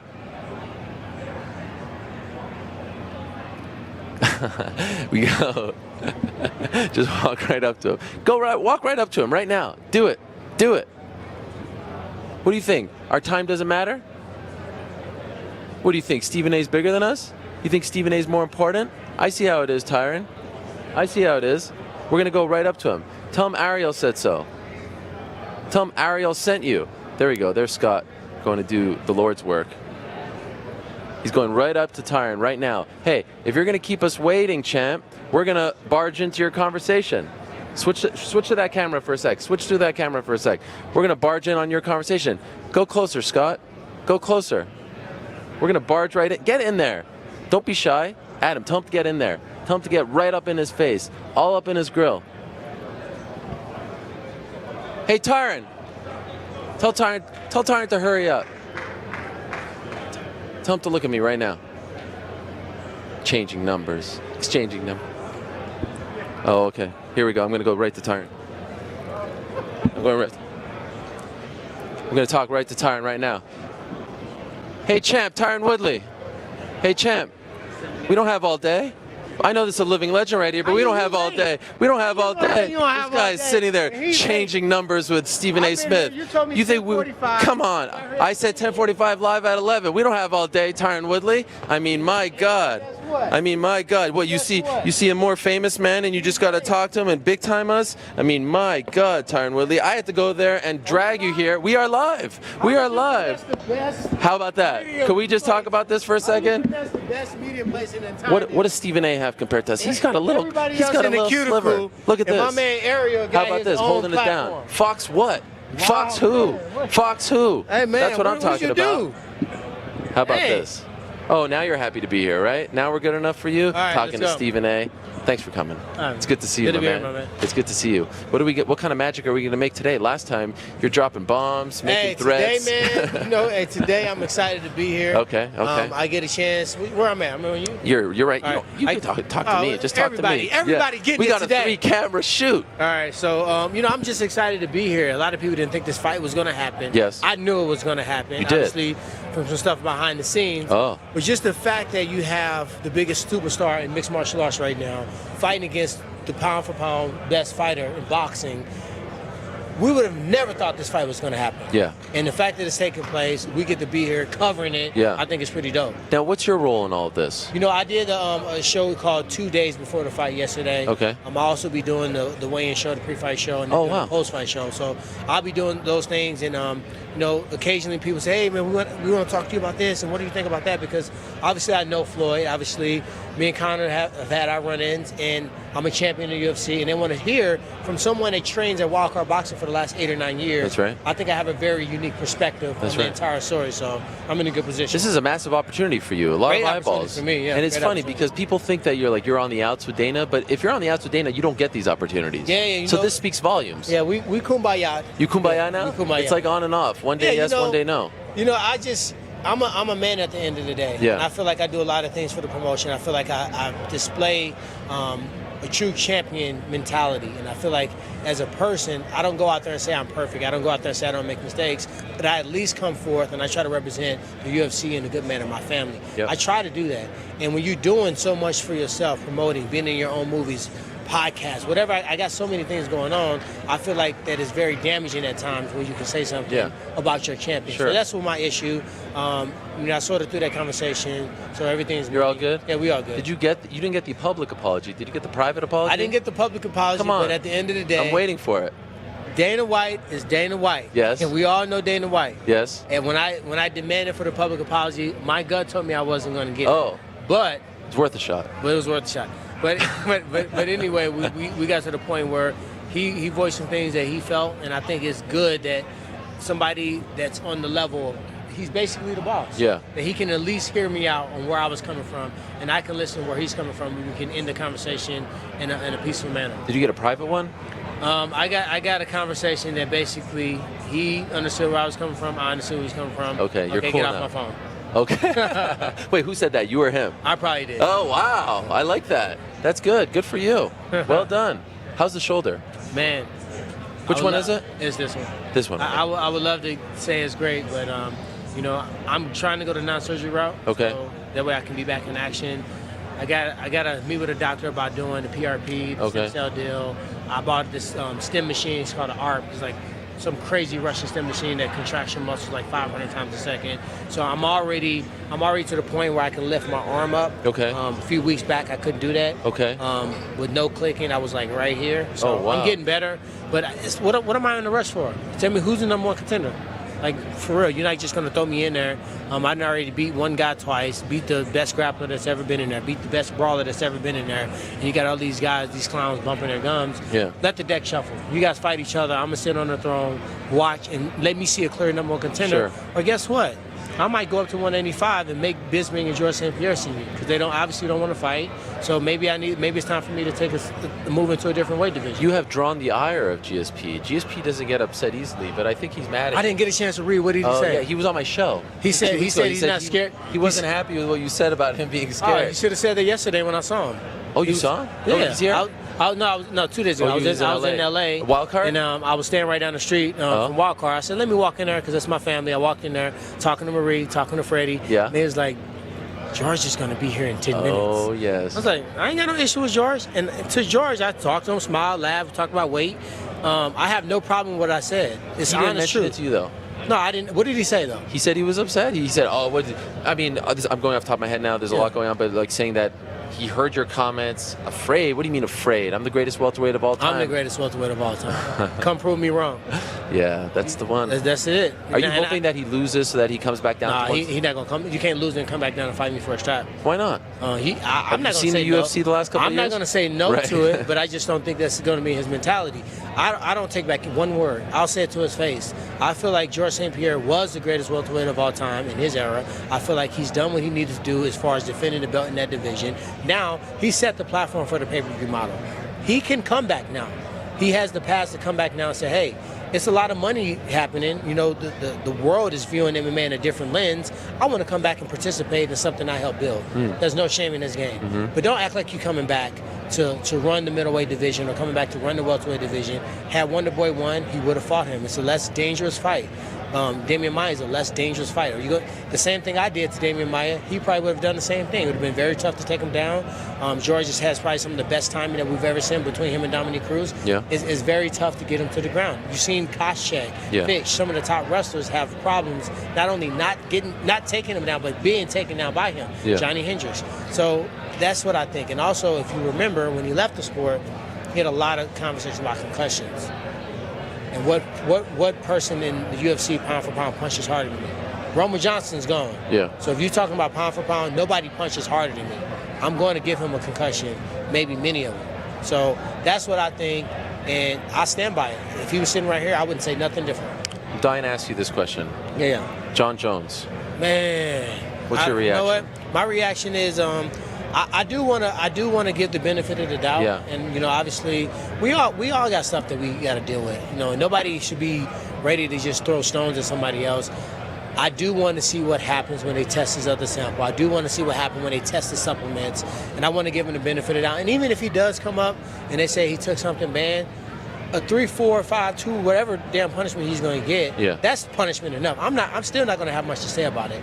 I do believe that obviously he is the only fighter on the entire roster that could technically sit for 4 years and come back and be competitive. But it doesn't change the way you view him if it comes out that he cheated? Because I never viewed him up here. You didn't? You didn't I don't think view he was Conor up here. You don't think I don't he was view Ron up here. What about greatest of all time? You didn't subscribe to that? That's not going to stop. Like what he does. It doesn't taint what he did before. All this stuff. Like here's the thing. And I'm just you mean wondering. Like baseball? Like if a guy look, if it came out that you people would be like, oh, you've been on that shit. No, but to me it would be shocking because like you, DJ, Cormier, Weidman, like there's some guys where I'm like, these guys do it right. So that's shocking. But we've been through this before now, right? There's been incidents in and out of the cage. So basically, how many benefits of the doubt do you get? Now in baseball, should one have anything to do with the other, or should they all just be viewed as separate incidents? I think with humans, you got to always, no matter what their past is, you got to be ready to at least issue the benefit of the doubt. Because if you don't, just think about yourself. Somebody might not want to issue the benefit of the doubt to you. Yeah. I think that if you hitting a baseball and you taking steroids and it's making you crack that damn ball a lot further or punch a lot harder, I think John Jones is great because of how unique he is, how he's such a long build and he knows how to use it. That's not something, that's skills. That's not something that performance enhancement drug is going to make you, it's going to make you taller. Yeah. It's going to make your arms longer. Right. That's why he's so unique and he doesn't have the hesitation. Mentally, he doesn't think that this move's not going to work. He don't think it's, hey, this is MMA, maybe I shouldn't try to do this back-to-back throw or this inside trip. I'm like, damn, I would have never done a single leg in a fight or jump guard. His ability to just go out there without hesitation, without any filter, to just try stuff and believe that it's going to work is why he's so great. Can performance enhancement drugs develop that? I don't think so. If he took something and it was something illegal, he's going to have to deal with the consequence. Yeah. He's going to have 4 years without making 7-figure paydays. That's going to be his consequence. I'm not going to give him an additional one. I wonder if he comes back after the 4 years. He will. Yeah? Man, he's 30 years old. He's 30 years old. He's going to, like, I'm 35 years old, and I'm just getting started. If I wanted to compete for 40, I could. Will you? I don't know. I mean, right now, it's like I'm in a very weird spot. Why? Because I've beaten most of the guys. There's no clear number one contender. Are you not motivated? No, I'm motivated. I'm motivated just because my coach is saying, You're not even there yet. Oh, really? You've beaten my toughest competition is behind me. On paper, my coaches, we sit down and we watch. You know, Johnny Hendricks would have been a tough matchup on paper. Robbie Lawler, no disrespect to Robbie Lawler, but we felt like we had the intangibles to make it an easier fight than people would have thought. Stephen Thomson was a tough fight on paper. Damian Maia, same as Robbie. You know, we had ways that we felt like that fight would have been favorable towards me. But the fights in my mind that would have been super tough, Roy McDonald, Johnny Hendricks, at that time were the two toughest fights for me in the entire division. One of them didn't happen. One of them I lost. And guess what? They're gone. I'm in a position where, you know, you're still the king. I'm still the king. What's up with this Colby Covington? What's going on with this guy? Colby Covington won't even get a word out of my mouth, so we can move. ATT. What is up? What is he talking? I mean, me. Can we call up Dan Lambert and say enough with this? Let him do his Where's thing. the unity? Let him do his deal. I mean, what is it hurting? He's called. I mean, this should be some support. I'm gonna share something with you. Right, I haven't shared. Please. You always get the hidden footage. Well, I'm gonna share something with you that nobody has ever known, right? Please. So I went back to ATT for my training camp, right? This one. Yeah. It was dope, great experience, warm welcome, right? And Colby Covington wasn't even really in the gym at all, not even training. He was too busy at home on Twitter. And then he was saying all this stuff. Yeah. And now I'm in the gym. Now, where the talk at? Where you at? Where you at? Yeah. Nothing. Silence. And the irony of him having a shadow box underneath the picture of me with the belt on was enough for me. That's right. I'm shadow boxing by you. I'm jogging by you. I'm standing near you, and you're facing the wall. Yeah. And you won't even turn around to look at me. Like, you're in the corner, and you won't move from this corner until I finish my workout. And you shadow box in the same spot for 30 minutes, and you wouldn't turn your back. But you got so much to say on the internet. Yeah. I'm the type of guy, you know me. If you're going to step up to me, make it be real. Connor found that out the hard way. That's right. If you want to step up, make it be real. If you want to do your thing on Twitter, have at it. I'm not going to stop you. Right. You know, a lot of people think that's the way that they have to make money. People like me think you just got to beat the top guys to get there. Yeah. So if that's what he wants to do, I'm not going to stop him. I'm not going to debate. I'm not going to give him any attention. And it's just really embarrassing for our sport that people can't just do it the old school way and just beat people, you know? All right. Your man Stauffer is wrapping me up. Can I get a prediction? Prediction, man. Come on. I'm going to bet on Conor.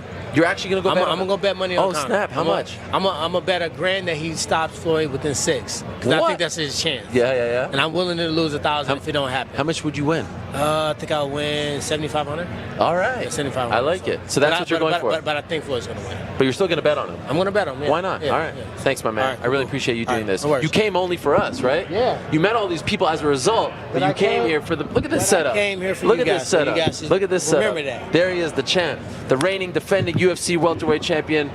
The chosen one, Tyron Woodley, stopping by. Great stuff from him. How much fun are we having here today? Who else is going to step up? Step right up, I just want to say. I don't know who's next. Who's next?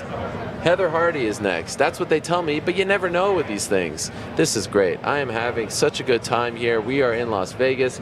We are doing our thing.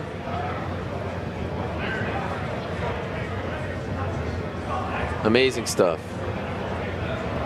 Look at this. We're at the media center. Look at it. Who else is here right now? A lot of media people. You guys see some boxers. Floyd Sr. is still here. Is he giving up our goods? I thought we got the exclusive with Floyd Sr. Still here. It's great. So the weigh-ins are 3.5 hours away from right this moment. They will be taking place just a few blocks from here. They will be taking place at the T-Mobile Arena. They will be taking place on Showtime. If you are not in attendance, if you are not, you had to get tickets, by the way. You didn't have to pay for said tickets, but you had to get tickets to attend. And I wouldn't be surprised, by the way, if people are scalping those tickets. Although I don't know. You know, I haven't seen a lot of Irish fans here, and people have predicted that. I was talking to our own PT Carroll about that. The tickets are very expensive. These are expensive tickets. And so I don't know if a lot of the Irish have made the trip. We'll see. I guess we'll find out at the weigh-ins in a couple hours. Look at this. I showed this yesterday. This is amazing. This is something that the great Esther Lynn made. She made a newspaper, essentially, of all the photos from the World Tour. So there you have the... I'll tell you my favorite one. You know what's my favorite picture of the entire World Tour? Imagine if it's not in there. This is it. This is my favorite picture, right smack dab in the middle. That, to me, is the picture of the World Tour. Although I must say, I predicted that this would be my favorite picture of this entire fight. I predicted that this would be the photo that everyone remembers this fight with, or about, whatever you want to say. But the one where Conor's down doing the Bruce Lee thing, that to me is now my new favorite picture, because that represents what this fight is all about. It's boxing and martial arts. That's the new picture. That's the picture that will symbolize this fight. That's the picture that will tell the story of this fight. This is so much fun. Oh, look at this. How about this? The Heat is in the house. Stopping by. Heather Hardy, how are you? It's great to see you. Oh, we did a kiss. We did an earphone to face kiss. Great stuff. Do you want to put this on? You don't have to. As long as you hear me. Do you hear me? I can hear you. Okay, so just put the mic up close. Get closer, Heather. Don't be shy. This is very exciting. We just had you on the program a couple of weeks ago, and we spoke to Lou on our show last week. You did you see that? How he was in it? studio. He was very, I think he went there begrudgingly. I don't think he wanted to make the trek from Long Island, but he was phenomenal once he got in studio. It was tough to get him to come out. Yes, he's very entertaining. So we're here, by the way. Yeah. You still laughing at Conor? You still mocking him? Not on your show. Okay. You got a great response, though. The people loved you on the program, that right? That was so great. Thank you so much for having me. Would you say it was a career highlight to be on my show?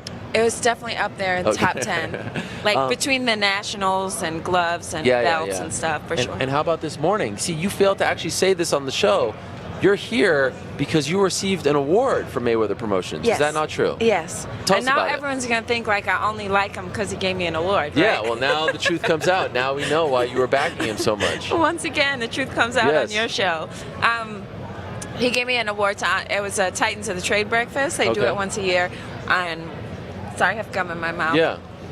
And they were awarding me for the advancements I've made in female boxing for sports and women in the industry. That's incredible. Yeah. Was this an honor for you? It really was. Like, I'd never even been in like a fancy hotel like the MGM Grand, and when I was going up in the elevator, I was crying, and I got in the room and I FaceTimed my mom, and she couldn't pick up, and I was like, but yeah, I have to show you. Oh my God! You've never been in a hotel in Las Vegas? No, I've never been to Las Vegas at all. This is your first time. It's my first time. What is it like? Well, I'm alone, so it sucks because I'm alone. Yeah, but everyone knows you here, right? Yeah, you're a superstar. Everyone's like, my sister's like, just put on a dress and go out, and I'm like, that's not safe. Yeah, and it's not that fun to be alone and go out. Why didn't you bring someone? It was like a kind of a last minute trip, and I was really coming for work anyway. Okay. It's like forcing me to be good. Yeah.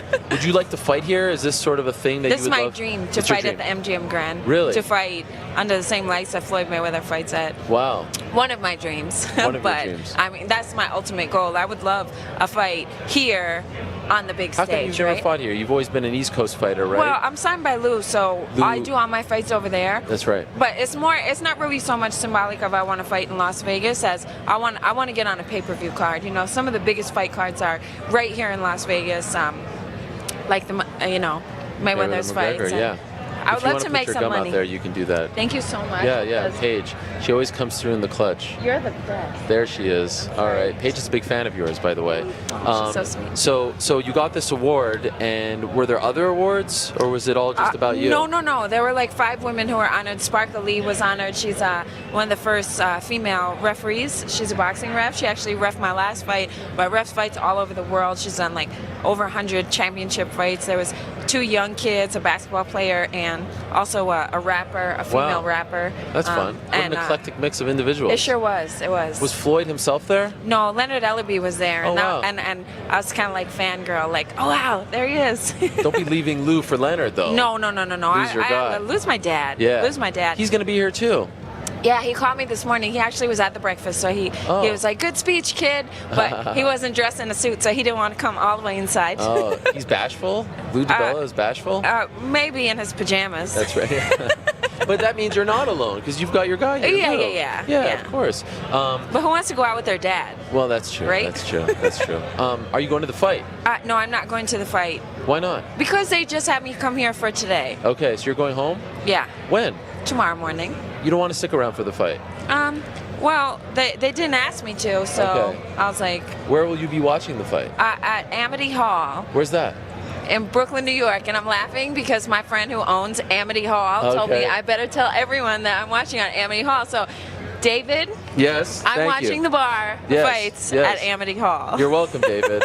And I didn't even know that you wanted to plug that. We didn't set that up before. I didn't want to plug that at all. Oh, you didn't? Why? But he came to my breakfast this morning, and right before I went on stage, he was like, because he was still drunk, and right before he went on stage, he was like, make sure you mention the bar. Okay. And then it was like a big joke. All right. And I actually now got a chance to mention the bar. In front of millions of people. I know. How do you like that? Now, so this is a bar. Are you like a featured guest there, or are you just going to watch it? No, for fun? I watch a lot of fights there because there's food. Which part of Brooklyn? Right? It's in Manhattan. It's on in the West Village of Manhattan. Oh, you said it was Brooklyn. I did? Yeah. Oh. See, what if I went to Brooklyn now and tried to find Amity Hall? Oh my God. So it's in Manhattan? It's in the West Village, yeah. Oh, okay. Yeah. Oh, that's nice. Yeah. That'll be fun. It's nice. It's got like 2 stories. It's a big sports bar, so they will have the fight there, and the food is good. So that's why I go. Are you looking forward to the actual fight, or are you just kind of hoping this all goes away? No, I'm actually looking forward to it now. It's like I said the last time I was on the show. It's like an event, right? Yeah. And it's exciting. Like.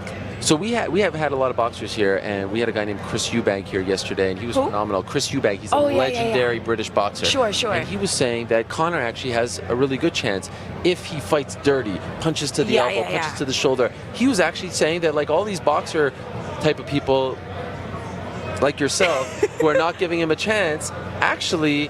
They are foolish. They are making a mistake. Right. Have you changed your opinion at all, or I do you still really think? didn't. Okay. I really didn't. Because, like, I will say it a million times, like, I know the guy is good, right? Conor McGregor can probably beat 80% of the champions. I just have Floyd Mayweather on a different level, right? Like, I just put him on he's a different level champion. And I'm not kissing his ass or anything because I don't even really like him. I was never a fan. Yeah. It just, when someone does what you do and you respect how well they do it, you got to give them credit regardless of who they are. Yeah. And I just put him on a different level.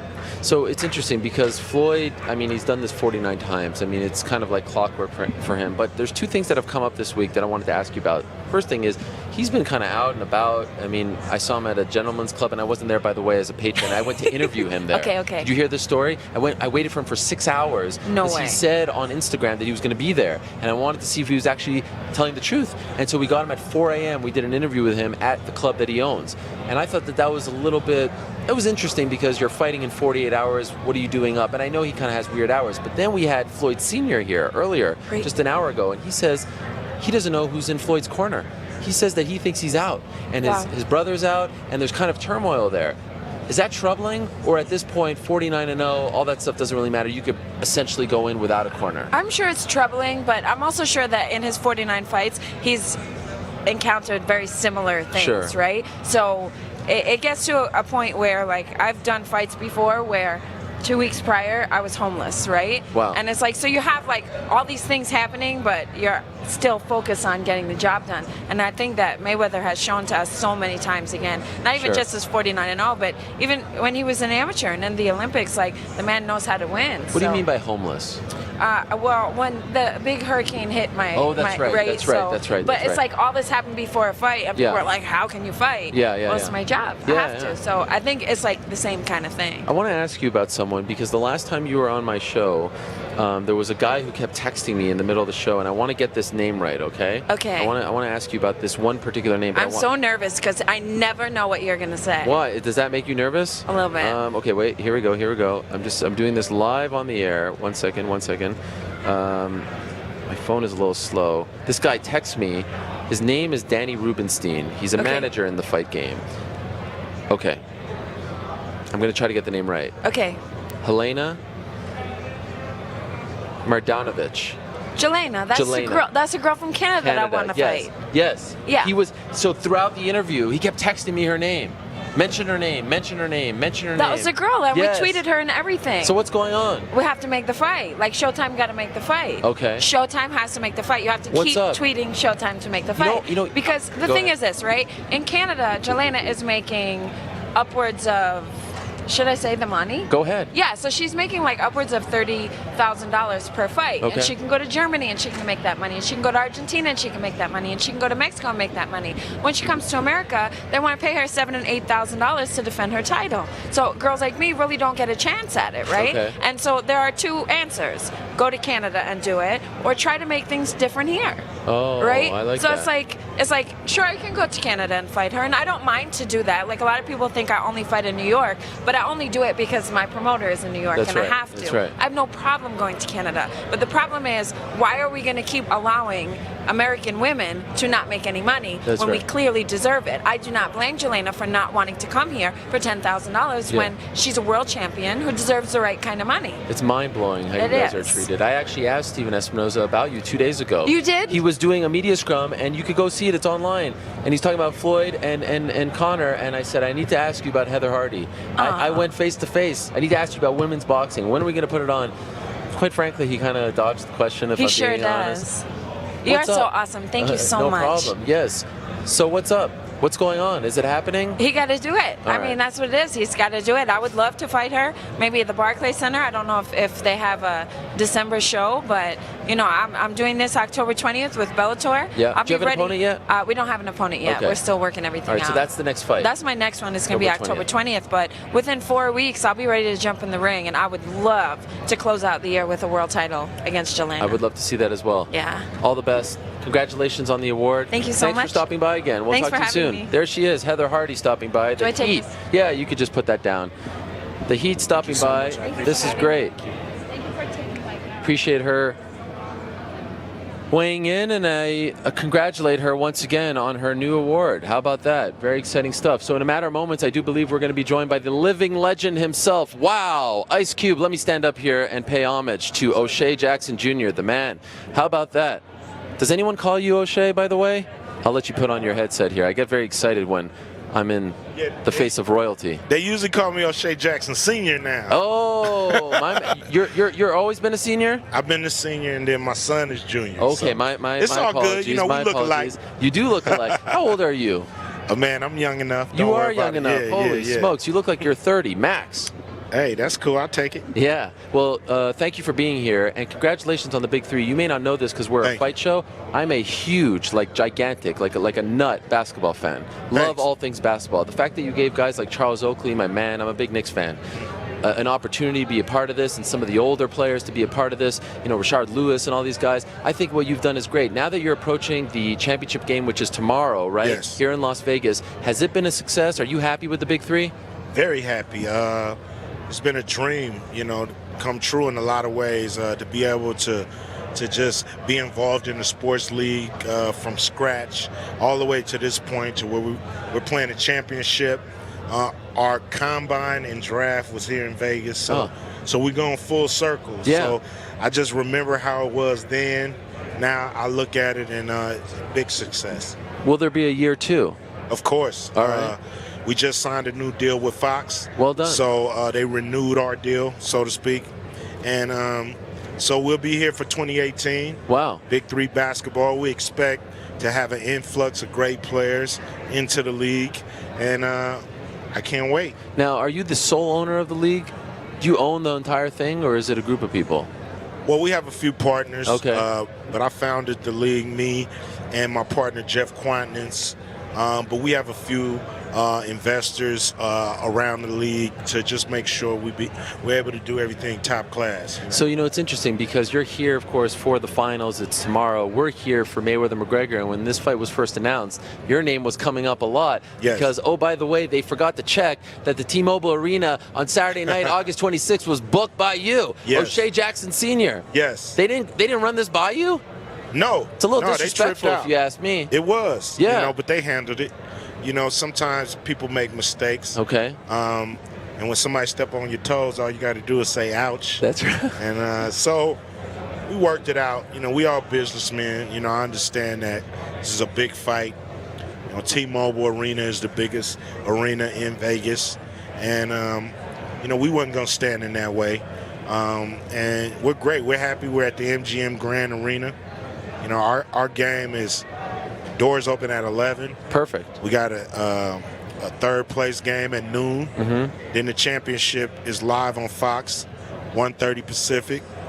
Then you can get ready and come watch the fight. So it's a perfect day in Vegas for sports. Yeah. Now, did you, let's be honest, like, how much did they pay you to change locations? Come on. How much did you ask for? You're a businessman. You're one of the savviest guys out there. We ain't going to talk about that. Okay. But we were happy. You know, they treated you right? It was really all about the big three. It wasn't really all about me. Well, I mean, wasn't the about big three. treating me right, but treat the big three right. With respect. We got treated right. We got right. treated with respect, and we're very happy. Now, when you heard the news that they were saying, oh, T-Mobile August 26th, what'd you say? Did you freak out? I tripped. Yeah. I said, what the hell is going on, man? Yeah. Start calling people, yelling. Oh.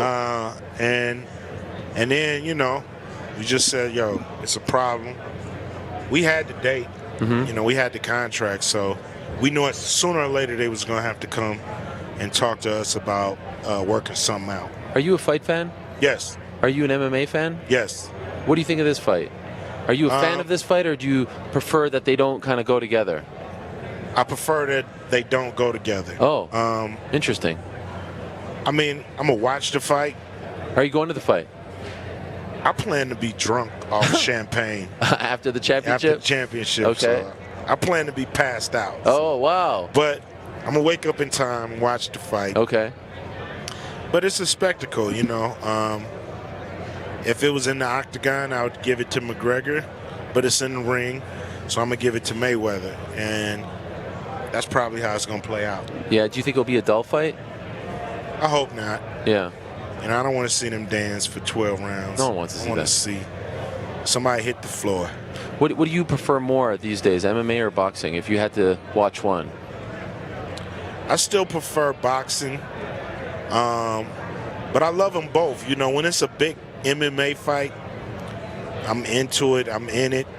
And I love even watching, you know, regular fights. You know, to me, I love them both. You know, you asked the question, but if it's a boxing match, I'll check it out. If it's a MMA match, I'll stop and check it out. So both of them have grabbed my attention. And so I love them both.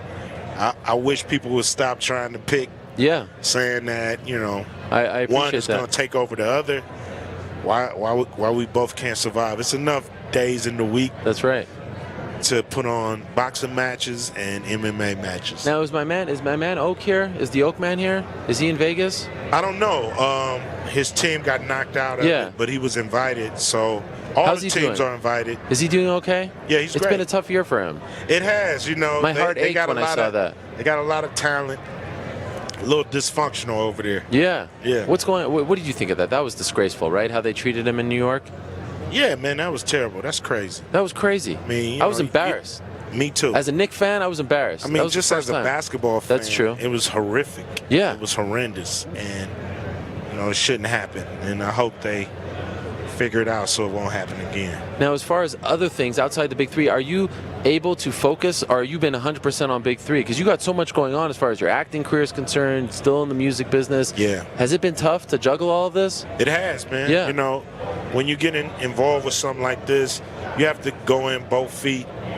And, you know, you have to, it's a trip because I'm used to just walking out doing the shows, but being able to put these games on, you got to make sure everything is right. That's you know, right. You don't want to disappoint Dr. J. Oh my God. You don't want to disappoint the Iceman or Oak. Yeah. You don't want to disappoint these dudes. No.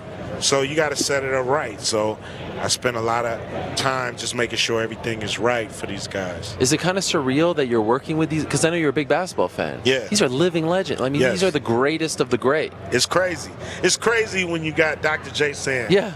hey, man, I need 14 tickets for the game next. You know, and I'm taking Dr. J ticket requests and making sure my guys, man, get Dr. J his damn tickets. Yes. Make sure his tickets are right. So it's kind of cool to be able to work on that level with these guys who I was hero. I mean, I saw a movie called The Fish That Saved Pittsburgh. Yes, I remember that. Dr. J, you know, in one of his, you know, maybe only movies, but so to be able to work with these dudes, you know, it's crazy.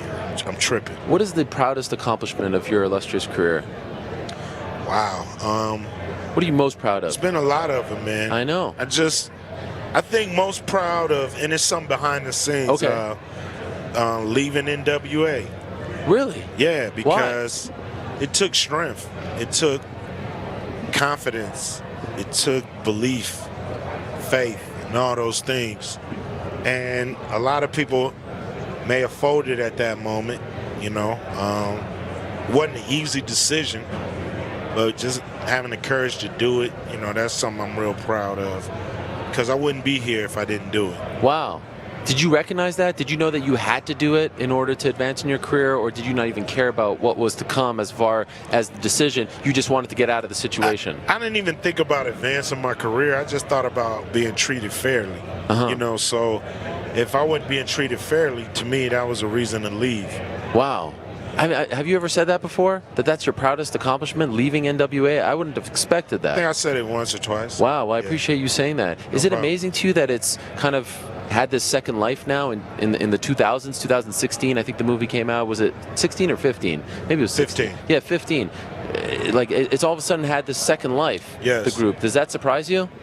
No, because, I mean, the group was like when the meteor hit the earth, you know, the earth would never be the same. So when NWA started doing music, music was never going to be the same. So to me, it's a definite turning point.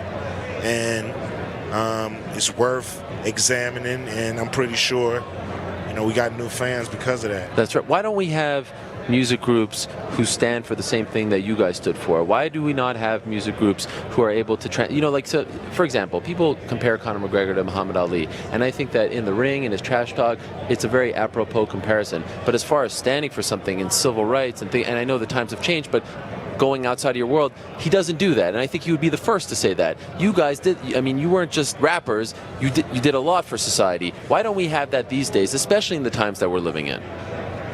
I have no idea, you know, but each artist gotta, you know, choose that in their own heart. I'm pretty sure that, you know, you can lose a lot of fans too taking a stand. That's right. You gotta have the courage to do that. Do you see anyone who's doing that? Is there anyone that you're saying, good for you, way to stand up? Yeah, you know, I mean, Kendrick Lamar does a lot of great things. You know, so I mean, Prophets of Rage, you know, with Chuck, and you know what he's doing with Be Real, and you know these guys are doing it. You know, they still making noise, and that's what it's all about. It's great, and probably, you know, the mainstream doesn't popularize it like you know we would want, but for guys to still do it is great. You know, it reminds me of what Michael Jordan once said: Republicans buy shoes also. Remember that? Yeah, that's cool. You know, if you're selling shoes. That's right. But if you're trying to change the world, then you got to tell Republicans and Democrats, you know, how they can get it better and do it right. I'm no LeBron James fan, but I have to say he's been talking a lot these days, and I really give him a lot of respect. Even, I don't know if you saw this, fans were burning the Kyrie Irving jersey, and he was like, what is this? What are you burning? It's crazy. It's crazy, right? Yeah, I mean, you know, I respect the athletes who speak up when they got the mic and that their shine is the brightest. That's the time to speak. That's the time to stand up. So I salute LeBron and Carmelo. Yes. Dwayne Wade. You know, all the athletes. Chris Paul. Yeah, all the athletes that choose to use their power to point out injustices or things that's going wrong in our society. Good thing about sports is it's an escape sometimes. You are an escape. Big Three has been on all summer long. As a basketball fan, it's fun. It's fun to watch. Can you be promoter for a second? What are we expecting tomorrow? We got the lineup right here. I know who's playing. I think it's Seattle, right? No, we here, man. No. Seattle was in the semifinals. Semifinals. Yeah, with with Seattle. Now we've got where is it? The finals. We right here. Tomorrow, I got this, man. No. Check All right, check it out. 11 o'clock tomorrow, doors open. MGM Grand. Come check out. We got 2 great basketball games going on. We got our third place game, Power versus the Ghost Ballers. You're going to see Katino Mobley versus former Houston Rockets. Yep. You're going to see him versus Mike Bibby in our third place game. That'll be live on Facebook Live. That'll be live on YouTube. And then we move on to our championship game, which is 4:30 Eastern, 1:30 Pacific, live on Big Fox.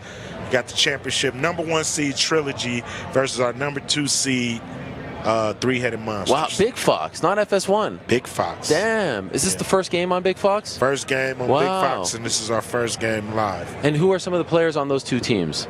You got on Trilogy, you have Kenyon Martin. Oh, my man. You have Al Harrington. Yes, former Knicks. Players like Rashard McCants. But then on Three-Headed Monsters, you have Rashard Lewis. Oh. You have Kwame Brown. You have Mahmoud Abdul Raouf. Chris Jackson? Yes. And you have formerly known. Kareem Rush. So, it's a great matchup. Is there a particular player or two that you'd love to see in the league next year? Of course, man. Who do you got? Paul Pierce. Have you put out the request? Of course. What KG. do they say? We'll see. Guys took this year to look. We'll see what they say after the season. That would be huge. It would. Are you confident? I mean, as confident as I've been all season that we have great product. And you do. If you got the itch to play basketball, Big Three will scratch it. You're the man. Thank you so much, Ice Cube. Too. Later. Really appreciated this. Yay. There it is. Ice Cube in the house. Big Three tomorrow here in Las Vegas. If you're a fan coming by, check them out at, as he said, 11:30. You can come in for the third place fight, and then at 1:30 here at the MGM, watch it a couple hours, and then you go to the fight. What a day. It's great, man. It's a great Saturday here in Vegas. All right, my man. Thank you so much. You could just walk out. That's how we do this. All right, Ice I'm Cube. gone. Yeah, that's how we do it. Thank you so much. The one and only Ice Cube. Look at that shirt. Trilogy versus the Three-Headed Monsters. Look at that shirt. Bang. Ice Cube. Holy smokes. This is a lot of fun. All right. Thank you very much to Ice Cube. We continue to roll along. Still got a few minutes left here on the program. We're going to go to a conversation now that I had yesterday with Brian Kenny. Brian Kenny is a veteran sportscaster, has worked for ESPN. He was the man, as I talked about in our conversation, who moderated the Lou DiBella Joe Rogan debate on SportsCenter 10 years ago. Now he works for the MLB Network, but he also is calling the Fox prelims for Mayweather McGregor. He's also calling the international feed of the pay-per-view. His boxing knowledge is phenomenal. If you don't know Brian Kenny, just wait for his boxing knowledge. It is tremendous, and his take on the fight tremendous, and I appreciated him very much because he didn't know a lot about Conor going in, but you'll see in the interview he knows a lot about Conor and John Kavanagh. He's been doing his homework. So here's my conversation yesterday, 24 hours ago. That's why I'm wearing a different shirt in the clip, with the one and only Brian Kenny, who'll be calling the international pay-per-view tomorrow night from here in Las Vegas. All right, this is a real treat for me. You all know that I love all things sports broadcasting. Joined now by the one and only Brian Kenny. He's worked for ESPN, now MLB Network. But on Saturday night, he is going to be calling the Fox prelims for the Mayweather-McGregor card. And then, as far as the pay-per-view main card is concerned, he'll be calling the world feed. So we have a lot of fans over in Ireland, over in the UK, all over the world. You'll be hearing this man's voice. He'll be calling the action with Sugar Ray Leonard. How about that? What a pleasure. Thank you, Brian. It's a pleasure to be with you. This is so much fun. I love your stuff. Thank you. I love your interviewing style. Thank you. That means a lot. I'm a big fan of your work, and especially this week where I've had to, get much more McGregor information. Yes. I've been definitely You've come looking. To the source. I have come to you. I've been listening. I've been watching. Thank you. I appreciate that. We actually spoke about you on Monday on my show. Do you know why? No, I do not. Lou DiBella was in studio. Okay. And it was 10 years ago that you hosted sort of a debate between Lou DiBella and Joe Rogan on SportsCenter. Do you remember this moment? Yeah, vaguely, yeah. Lou DiBella is still very fired up about this. This was prior to, I have a weird memory when it comes to all things MMA. It was prior to UFC 71. It was Quinton Rampage Jackson fighting Chuck Liddell. And SportsCenter, the 6 p.m. SportsCenter, which never talked about MMA, had this segment where you brought in Joe Rogan and you brought in Lou DiBella. And they had this debate. And Joe, in the eyes of most MMA fans, beat Lou, and he's still fired up about it. And so what I want to, you don't remember much about it? No, it's coming back to me now. Yeah. It was intense. I forgot about that, yeah. Do you still feel like there's a rivalry there, or do you view them as two separate entities? Well, it's strange. I think actually, just again, now having more of a view of the MMA world and culture, I am sensing, I thought we're past it. I thought, look, boxing's at a certain level. It goes up, it goes down. It's, at one point was the second biggest sport in the country. It's clearly no longer that. And now MMA or UFC pay-per-views get up over 1 million buys. So now there's, much more balance involved, and the MMA audience is younger, but boxing is not dying. Like, I'm not buying any of these narratives, these easy false narratives. No. At the same time, I now see it seems to be some resentment in the MMA culture at the disrespect, not just from Floyd Mayweather, but the disrespect from a lot of the boxing fans that say this is a joke, this guy has no shot, and you're a better judge of that. But so I thought the rift was kind of over, and like we're in a combat sports world, and it just depends on what you prefer. And in MMA now we see a lot more striking, right? We go for the evolution from Brazilian Jiu-Jitsu, dominated in the Gracies, and then into, I saw that Randy Couture, and collegiate wrestlers seem to dominate. Now I see more and more strikers dominating. So I think we've kind of gotten used to this, and it keeps evolving. And yet now, kind of like a lot of old grudges come up where, wait a second, McGregor's not a joke. He's our champion. He knows how to box. Look, this is, I think, the rising tide floats all boats. I think it, on the by and large, helps. But you are seeing a little bit of that tension between the two worlds. So to be clear, when you found out about this fight, were you in favor of it, or did you kind of roll your eyes? No, I rolled my eyes. I thought it was a joke. Really? Yeah, I'll be honest with you. I just thought, why would this happen? Like, why would this guy I was ignorant, actually. I was ignorant to it. I did not know the extent of McGregor's love of boxing, his background in boxing, and how he actually fought. I'd seen it, but I'm not really studying it. Sure. And so I have a lot more respect for it now. Now, granted, I'm here working it, right? So accept my bias for what it is. I appreciate you being honest about it. But I was ignorant to it, and I don't want to be arrogant boxing guys saying he doesn't even have a chance. He'll never lay a glove on him. Well, plenty of world champion boxers haven't landed a clean shot on Floyd Mayweather. But I look at it now, I'm just kind of fascinated. The probability is the most likely scenario will happen, which is that it's Floyd Mayweather will outclass him in a boxing competition, because it should happen that way. But there's no guarantee, and I love the way McGregor has gone in with his attitude, with his unconventional, unorthodox style, and just bringing it to the ring. This whole Bruce Lee stuff, I love that stuff. Love it. That's great. That's going in and saying, I'm going to use what's useful to me. I like that he didn't go and get separate boxing trainers, because if you go up and just box and mirror, you know how we all mirror each other? If you go in and mirror Floyd Mayweather, you're going to lose. He does everything better. But if you go in and say, I'm not playing your game, I'm going to do things differently. Maybe I don't throw a punch. Maybe I run for a minute and a half. Maybe you're going to throw him off. You're going to change the whole dynamic, and that's his only shot. I'm not just saying this because you're here. Of all the boxing people I've talked to leading up to it, this is the first sort of sane analysis of the fight. You get it. You actually get it. Yes. And I appreciate that. Yesterday, I don't know if you watched the press conference, but when they squared off in front of the media and Floyd had the traditional stance, Conor said, this is Bruce Lee shit right here. And he did the sort of martial arts stance. And he was telling the world that I'm not going in there as a boxer. You can't go in there. You can't transform. So all these people who are laughing at him, who are mocking his training, they don't get it. That to me has been the most fascinating part about this. Conor's team is so confident. Like, if you talk to them, they truly believe they're going to win. This is not Peter McNeely walking up and saying, I'm going to knock out Mike Tyson. We're all kind of laughing. They truly believe it. And then everyone else in the boxing community is laughing. And I feel like they all view them as delusional. You don't feel the same way, though. Well, I think what Kavanaugh had said, I thought was the most fascinating thing, saying, I know they think they're going to have an easy night, easy work, and we think we're going to knock him out. Someone is suffering from a delusion. So, being cognizant of, wow, we don't quite get it. But isn't that the fascinating part of it, is that there is some unknown here. And there is some unknown, but you can't underestimate it or overestimate. You can't overestimate the effect of the styles. Styles do make fights. And now you have a guy coming from another world, which is important. I actually wrote about this in my book on baseball. In that we all get into a groupthink. We all get into a herd mentality. Same thing as you bring a street fighter into the gym. And I remember them telling me this in Catskill 30 years ago when I was in the Customato gym.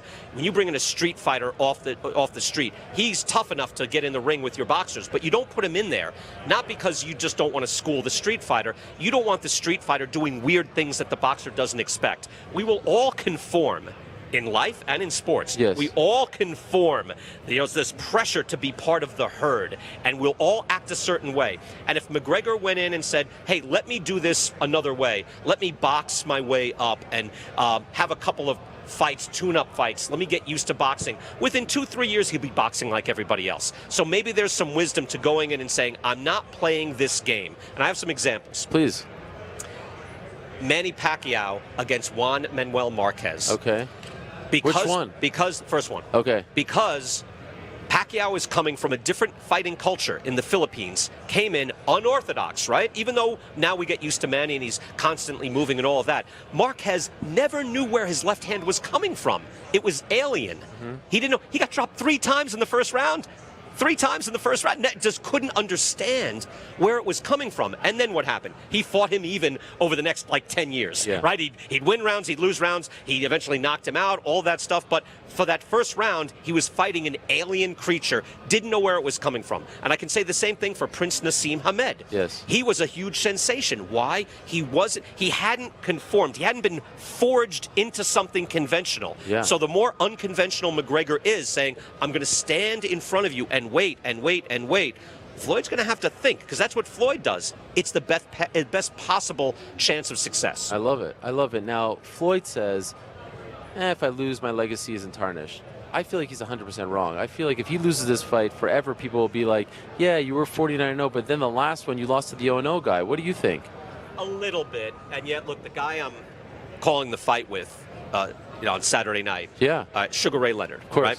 I had Ray Leonard's record in front of me, right? We're doing Friday night fights. This is like 20 years ago. Okay. And I'm looking at his record. And the first part of his record is here. And then he fought so many times. There was a couple more on the other page. Yeah. And those were like where he lost his last couple of fights, right? And actually Sugar Ray says to me, he goes, hey, forget that page. Forget that. So when we think of Sugar Ray Leonard, we don't think of him losing in his later bouts. We think of him fighting Tommy Hearns. We think of him fighting Roberto Duran.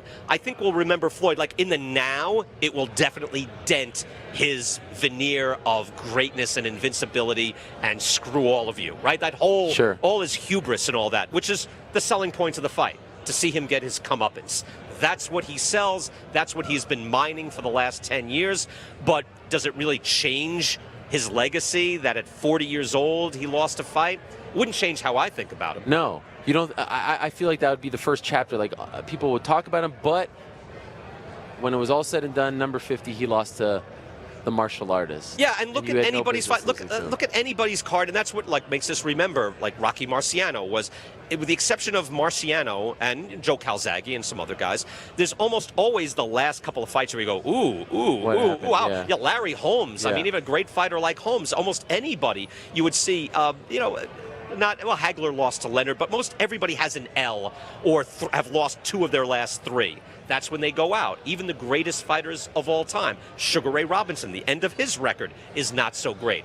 But you don't remember that. Now, I know, here and now, in the general populace, it'll be a big, I'm paraphrasing Conor McGregor, it'll be a dent to his ego. It will dent him, certainly. But I don't think it changes that this guy was a multi-division world champion and a Hall of Famer. You watch Conor tape, you enjoy him? Do you think he's a fun fighter? What you've seen of him? I'm assuming now you've watched his UFC fights. Yeah. He's fun, right? He doesn't waste punches. He's precise. Well, that's it. The left hand. Accurate punches. I'll give you another example. I remember, talking to Winky Wright, and then later talking to Kelly Pavlik, middleweight champion of the world. Youngstown, Ohio. And those guys, from talking to them through the years, they all kind of said the same thing. That when they were watching prelim fights, they were like, this is violent. This is crazy. They're throwing too much because guys are throwing and having a brawl. The top guys don't like brawls. They like it to be controlled and precise. Kelly Pavlik said, man, I don't throw a punch I don't think is going to land. And that takes years of experience. So actually that experience will serve McGregor very well going into this fight in that, hey, do what Floyd does. Take the air out of the ball. Slow it down. Because if you think you're going to work at his pace, even at the age of 40, he's wrong. If you think that, hey, his guy's going to be good in the late rounds, we all know that ain't going to happen. So his best chance is to be patient and know that, hey, I've got 5, 6, 7 rounds.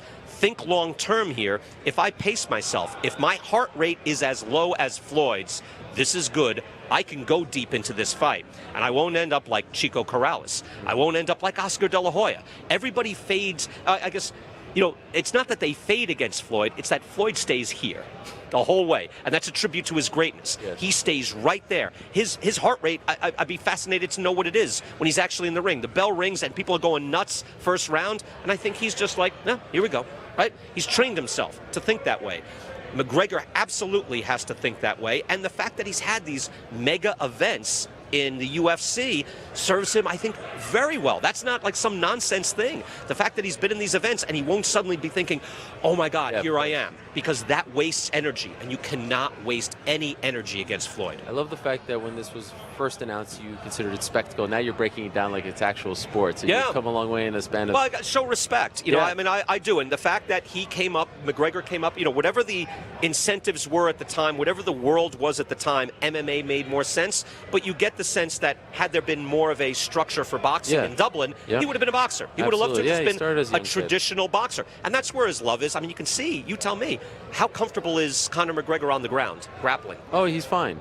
He's fine? It looks uncomfortable to me. No, people have said his wrestling isn't very strong. Off his back, he's fine. He's had some submissions. But yes, he prefers to strike. He prefers to strike. I feel like people sort of overrate his uncomfortability. Is that even a word? I don't think so. Discomfort. On the ground. Discomfort. Yeah. There it is. Yes, it's been a long night. I guess I've only seen him like in bad spots then. When he's on the ground, it's like, wow, he looks like he doesn't want to be there. Where he certainly doesn't. He knows what his bread and butter is. You'll see a lot of people that go in, when they go down, it's like, hey, I thought he was in trouble. He's not in trouble. He knows exactly what he's doing. Like, I've been trained that from watching the Gracies for years, where it's like, oh, and look, that was like the lesson of MMA and jiu-jitsu was, oh, you look like you're losing. Remember, like in amateur wrestling, if you're on your back, you lost. And now suddenly, like, oh, no, now I've got you. It really twisted our heads around. So I see him down there, and I was surprised to see him not have that same level of comfort as most guys who are at that level in the sport. Last thing for you, I can nerd out with you all day about this funny stuff, and you're tremendous. You do such a great job. Allow me to really nerd out here. Okay. I am a die-hard Montreal Expos fan, believe it or not. Really? Believe it or not. Grew up in Montreal. Yeah. Love the Expos. My Twitter avatar still has the hat. You think they ever come back? I think it's a possibility, but come on, give me hope, Brian. I don't know. Give me hope. I don't know. When I hear the commissioners look for cues from what the commissioner says, it seems like it's always brought to him. And what the commissioner offers is Mexico City. Yes. You listen to it. Yes. What Rob Manfred, when they're talking about, hey, possible expansion, because I think there's definitely room for two more teams. Yeah. 2 more, no question, in Major League Baseball. It would be good for the sport and time to branch out. But you hear a lot more about Mexico City than you do Montreal. I think with a good park. Most of the guys, Cliff Floyd, I work with Cliff Floyd at MLB Network, and, they all say, hey, when we were good, and when we were in a good park, there was nothing like it. People came out. So I think it's still very viable. Tim Raines getting into the Hall of Fame was huge. Next year it's Vladdy. It was excellent. Yeah, it should be. And he's going to wear the Expos hat, not the Angels hat. Oh, good. Don't tell me anything. No, he should.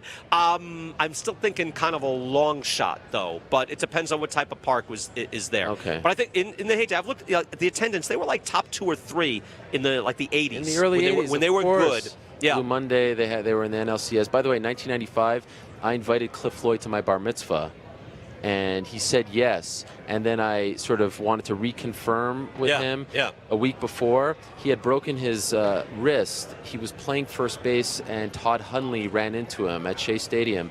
And I went up to him and I was like, are you still coming to my bar mitzvah? Because I used to go early to all the games at Olympic Stadium to get autographs. And he's like, oh, we're going to be in LA that weekend. Can you reschedule it? My mom had been working on this bar mitzvah for 10 months. I was like, Floyd, I can't reschedule this for you. What are you, crazy?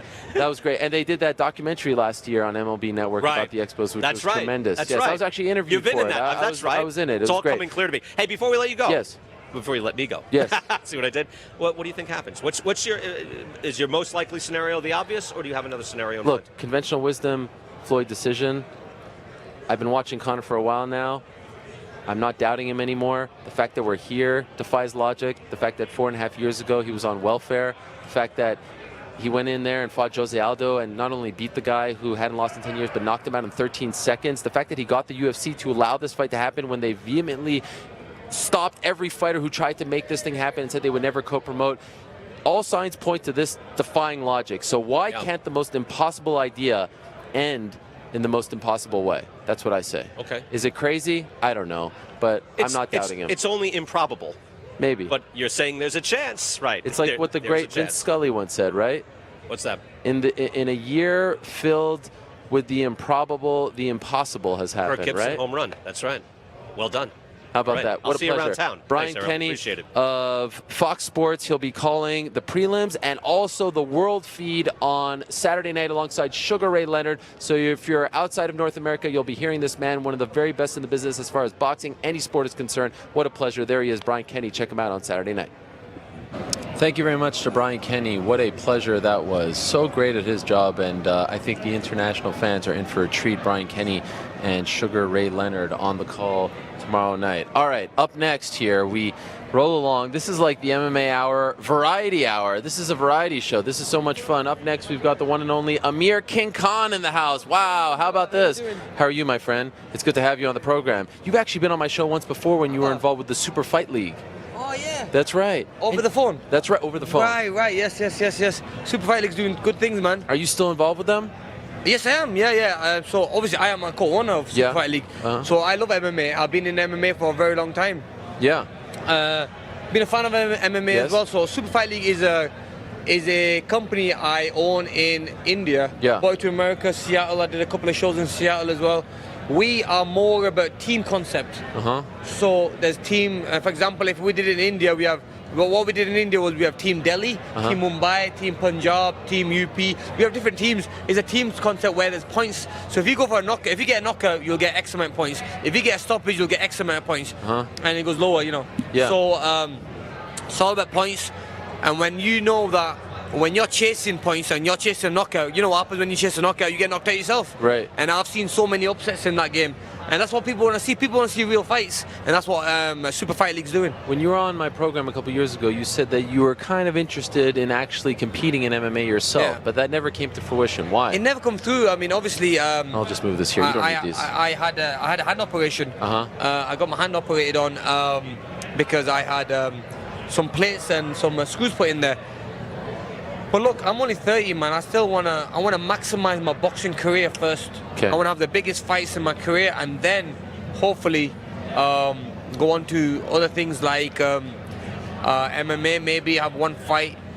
I'm at the peak of my career now, so no messing around. For now, you're sticking with boxing. No, yeah, obviously, I'm a boxer. I'm going to be back in the ring in November, man. Is it fair to say though that you're a bit of a frustrated boxer? Because when I think of Amir Khan, I think of a guy who has. You've enjoyed great success, but you've also tried to get some of those big fights, and for whatever reason you haven't. Are you frustrated? Yeah, a little bit. I mean, you do get frustrated in when things like this happen. I wanted to fight Mayweather. That fight never happened. I got very close to it. Needing a poll saying who should I fight, and the fans voted for me, but still it didn't happen. Manny Pacquiao, that didn't happen. I mean, these are fights I want, and then I had to move up 2 weight categories to fight Canelo and fight him at his weight. And going in the ring at 157, he must have been about 190. But I took these fights because I want to fight the best out there. I've never turned any fight down. And why do you think Floyd never wanted to fight you? No disrespect, man. Floyd's a great fighter, but I just think that it's a very bad style for him: speed, movement, explosiveness. And I'm not saying that he's scared. Maybe he just didn't think it was the right time. I've heard you talk about this fight, Mayweather-McGregor. You don't think Conor has a chance? I don't know. Why? Because you'll see on Saturday. You'll see on Saturday. So do you think that this is a farce? I don't want to say it's a farce. I mean, it's a good fight because people want to see the two best sportsmen. I mean, it's like a tennis player trying to play badminton. That's a great analogy. It's like a tennis player playing against the best badminton player in the world. That's a great analogy. It's two different sports, man. And you can't really... But look, business-wise, I want them both to make hundreds of millions because they have given this much entertainment to us fans. Yeah. So they deserve it. But looking at it as a fight, I just think that Mayweather's gonna school him. After 2 rounds, Mayweather's gonna know exactly what McGregor's doing in the fight, and he's gonna clean up. You think he stops him? Yeah. Really? Between rounds 6 and 9. How does he stop him? I mean, a lot of punches, hurting him. Do you think he'll go to the body a lot? No, Mayweather's not really been a big body puncher.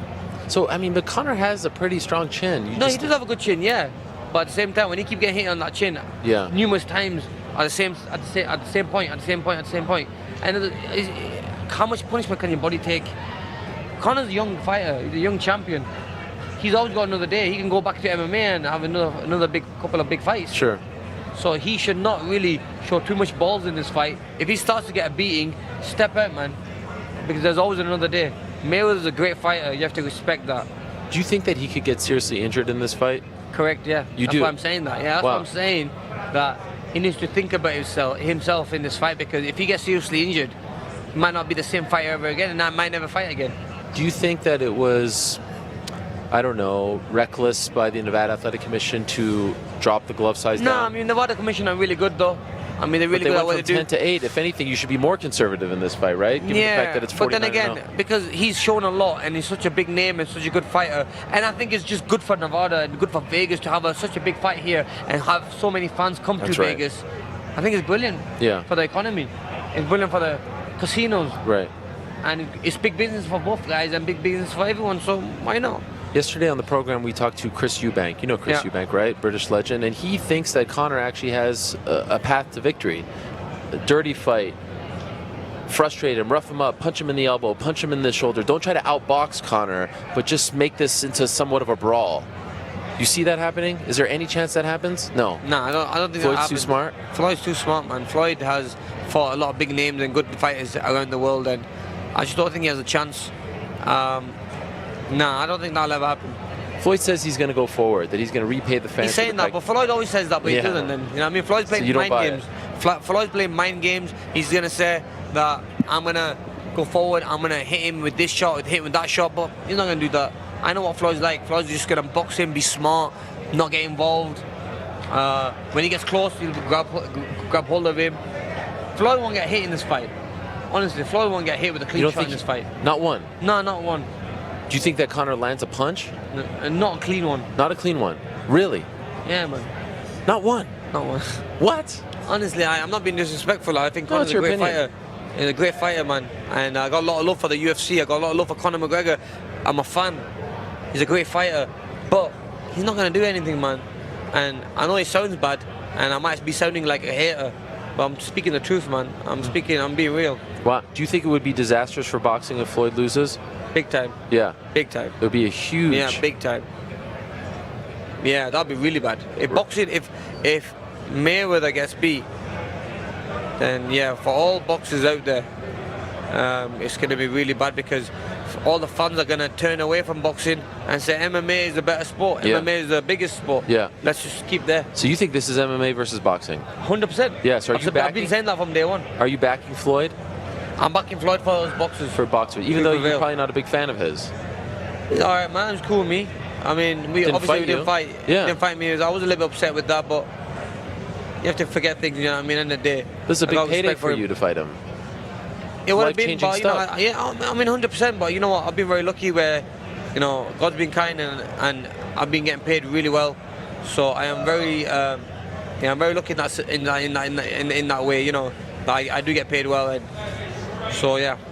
You think we'll ever see a time where the cream of the crop MMA fighters, like you are in boxing, get paid the same? Because you're in the MMA world, and yeah, there's a big discrepancy. Conor is kind of an outlier, right? Yeah. It's not really close. It's not, no, because at the end of the day, like, you're talking about the paychecks and stuff. Yeah, the purse. Yeah, I mean, boxing's been around for how long? So many years. True. That's one of the reasons. That's fair. If you look back at boxing from the Mike Tyson days, Muhammad Ali days, boxing is established with TV, with pay-per-view, with fans. MMA is getting there, but MMA has grown so fast. Yeah. Yeah. So, but by the time MMA gets to that TV, pay-per-view, and everything, then it'll be different. It'll be big time. But at the moment, it's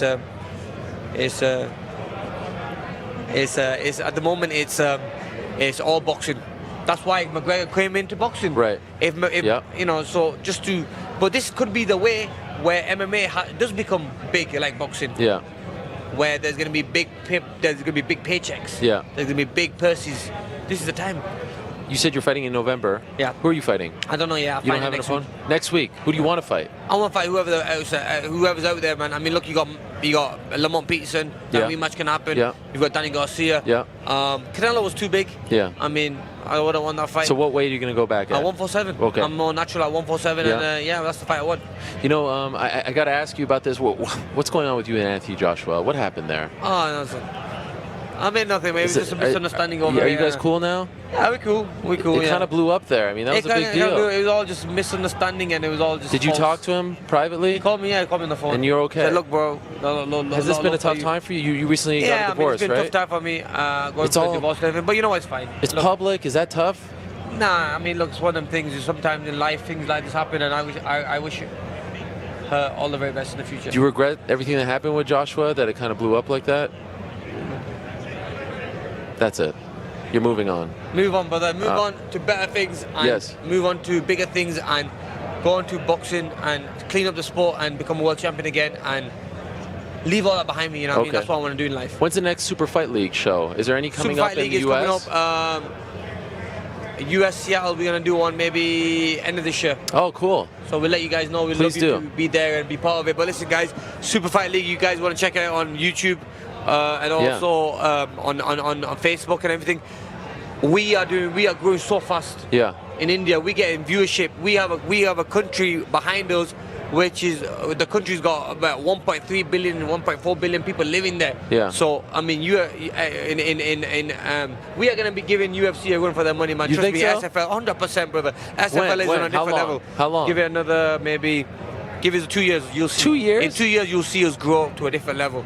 Giving UFC a run for their money. All right, you heard it here first. Amir, thank you so much. I appreciate we love it. challenges, brother. Yes, all right, there he goes. Amir King Khan, great to have him on the program. Great to get his insight on the fight. Great to have him. There you go. Don't forget about that, of course. Yep, and he is a part of the Super Fight League, doing great things for them and returning to action, as he said, in November against the dreaded TBD. Dreaded TBD. That's how it goes. Amir King Khan stopping by. All right, in a matter of moments, we're going to be joined by one of the biggest names in sports media. This man needs no introduction. He is a mainstay over at ESPN. You're looking at him right there. The one and only Stephen A. Smith. This is his big get. This is his big opportunity to be on the MMA Hour. He told us that he has been dying to be on this program. He told us that he has been dreaming about being on this program. He told us that this is one of his biggest wishes, biggest dreams, to be on the Mixed Martial Arts Hour with Ariel Helwani, and he'll be joining us in a matter of moments, of course, co-host over on First Take, does the Stephen A. Smith show for ESPN Radio. Here he comes. Wow, how about this? Stephen A. Smith, my man. How are you, sir? Thank you so much. Is it not true, Stephen A., that you were telling everyone that before you leave Las Vegas, you must be on this program, that this is your favorite show? Yeah, I didn't say that, but I do like the show. Oh, you do? And I like you. I'm a fan. Oh, you are? Happy to be here, man. Well, I appreciate that. Thank you so much. We have a lot to talk about. Let's start with Mr. Floyd Mayweather. You had a sit-down interview with him just a couple of weeks ago in his gym, and he said to you that he's going to go forward, that he's going to repay the fans. Excuse me. Oh, yeah, if you want, sure. See, you're a pro. You're a pro, Stevie. See, Amir Khan doesn't know about that. I can hear you better now. All right, that's better. He said that he's going to go forward, that he's going to repay the fans. I don't believe him. I think he's lying. That was I think he's lying. I mean, that would be stupid. And Floyd Mayweather ain't stupid. I mean, he's very, very smart, and I don't think you go forward with Conor McGregor because you play right into his hands. No, he's not a boxer. He's a UFC fighter, but he's still a fighter. Right. There's no question. He's more of a fighter than Floyd Money Mayweather. And if you're Conor McGregor, that's basically your best chance. Right. If Floyd comes at you and he stalks you and he attacks you and what have you, because Conor McGregor is very, very measured. He's not somebody that goes in there gung-ho, swinging wildly rather, doesn't have any rhyme or reason to what he's doing. He's very calculating, highly intelligent, and obviously he's got power in both hands, especially that left. So I just think that that would be playing right into Conor's hands, and Mayweather's not going to do that. Not only that, I don't think he'll have to, because I think Conor, egotistically speaking, Conor is going to come into the ring and is going to walk right to Floyd. Yes. He's going to stalk him. No question in my mind about it. I don't believe Conor knows how to back up. And so because of that, I think that that's going to prevent Floyd from stalking, and that will help Floyd. Floyd said that he's doing this for the black people, that Conor crossed the line. He said that to you, did he not? No, he said to me that he felt that Conor was very disrespectful, felt that Conor called him a monkey. I said, listen, I never heard Conor McGregor say that. Yep. I'm a fan of Conor McGregor. I have respect for him. I have great respect for him. And more importantly, I want to point out that I had really big respect for his reply to once he had heard what Mayweather said about him in my interview. Okay. Because to me, when you're innocent of something, you react the way Conor reacted. What do you mean by that? Well, he's like, I never called him that. I never said that about him. And he felt like Floyd was playing a race card. And as a result, he said, this is the kind of stuff that right because I'm not built that way. That's right. And I said, you know what? That's more than fair because I never heard Conor say that. I heard him call him a boy, and people were saying that people in the black community in particular were saying that was racist. I didn't find that to be racist at all. I did not, because that's the same way I see Conor acting towards everybody. Yeah, that's right. And so I didn't take it that way at all. I didn't look at him. Now, obviously, that's not something that we like to be called, make no mistake. But it wasn't like he was calling Floyd that because Floyd was black. That's right. He was calling Floyd that because he's smaller and that's his opponent and he wanted to humiliate him and get in his head. And I said, in a pugilistic sport where you see this guy going up against anybody, no matter what color they are, and his behavior is consistent, you can call something inappropriate. You can say something that you don't like something. You can even say that as a black person, you might take it this way.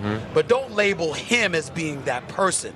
There's a difference. And I don't see that from Conor McGregor. The Conor McGregor that I've seen against Floyd Money Mayweather is the Conor McGregor I saw against Nate Diaz. It's the Conor McGregor I saw against everybody else. And I just think it's important to say that because we need to be fair. And I don't think that was fair to Conor McGregor. In response to your interview with Floyd, Conor said, no, he's not a monkey. I never said that. But he is a weasel. He is a rat. This is a man who beat up his wife in front of his children. Is that a low blow? Is there a line? It's a low blow, but again, he's entitled to go that route because that's not about race and ethnicity. That's about you as an individual. And all bets are off when you're trying to knock each other out. You know, you want to get in their head, you want to be psychological, whatever. Conor McGregor, evidently, he's never hit a woman. I know I've never hit a woman. I don't believe you ever hit a woman. I have not. So if you are a man that has been found guilty of putting your hands on a woman, and a man that's going up against you decides to label you as such because you put your hands on a woman, then damn it, you deserved it. Period. I'm not going to sit up here and there's no defending Floyd Mayweather. When I interviewed him, and I was the first interview that he did out of prison, he emphatically and categorically denied it. Still. Kept saying, no, didn't do it. There's no evidence. He said, I can't get into details. Lawyers were around. Can't touch on the specifics. But the bottom line is, I'm not guilty of what they say, but that you take a hit on behalf of your family and went through all of this other stuff. So my attitude was, you paid your debt to society. Law enforcement officials said, this is your penalty, this is your crime. You go in prison for 3 months. You get lasted there for 2 months and got out a month early for good behavior. I looked at it and I said, okay, listen, this man better not do this again. But boxing has accepted him. The public has accepted him. They wanted to see him. The questions have been asked and answered. What more can you do? And that's really what it comes down to. You recognize it. You know it's happened. You don't let him off the hook because it happened. But in the same breath, it hasn't happened since, to our knowledge. And at some point in time, you have no choice but to move on because you weren't there. You can only go by what law enforcement official tells you. But the same law enforcement officials who told you that were the ones that let him out in 60 days. But don't you find Floyd's standing in society, and especially the way the sports fans view him, to be fascinating? Because he is arguably the greatest fighter of all time, certainly defensive fighter, and also, I mean, the amount of money that he's made in his career is second to none. He's the highest paid athlete in the world right now, right? I mean, he's going to make $200 million for 36 minutes of work, but yet he is not discussed in the same regard as LeBron, as Tom Brady. Well, why is that? Because he's made his money off of being hated. See, you got to understand something. He may not want to come up in front of you, me, or anybody else and answer questions about domestic violence, for example, okay? But he don't really mind you talking about it, or me talking about it, nobody else talking about it. You might hear him bragging about the money. And when you're alone with him, that's not how he comes across. But he doesn't mind giving off that public persona, flaunting and flossing and being excessive. I don't like the fact that when Conor and him were going at it, that his daughter was right there, because you don't want to see that kind of language being displayed in front of children. Even though I think that even though she's kind of tiny and short, she's like 18 or 19 years, but you just don't like to see it. You see what I'm saying? But that's his choice, and he's unapologetic about it. And what can you do? Because at the end of the day, all he's interested in is you paying to watch him fight. Him collecting the check and then going back about doing his business. Now, if he tried to hide it and pretend to be something else, that would be different. This guy doesn't care.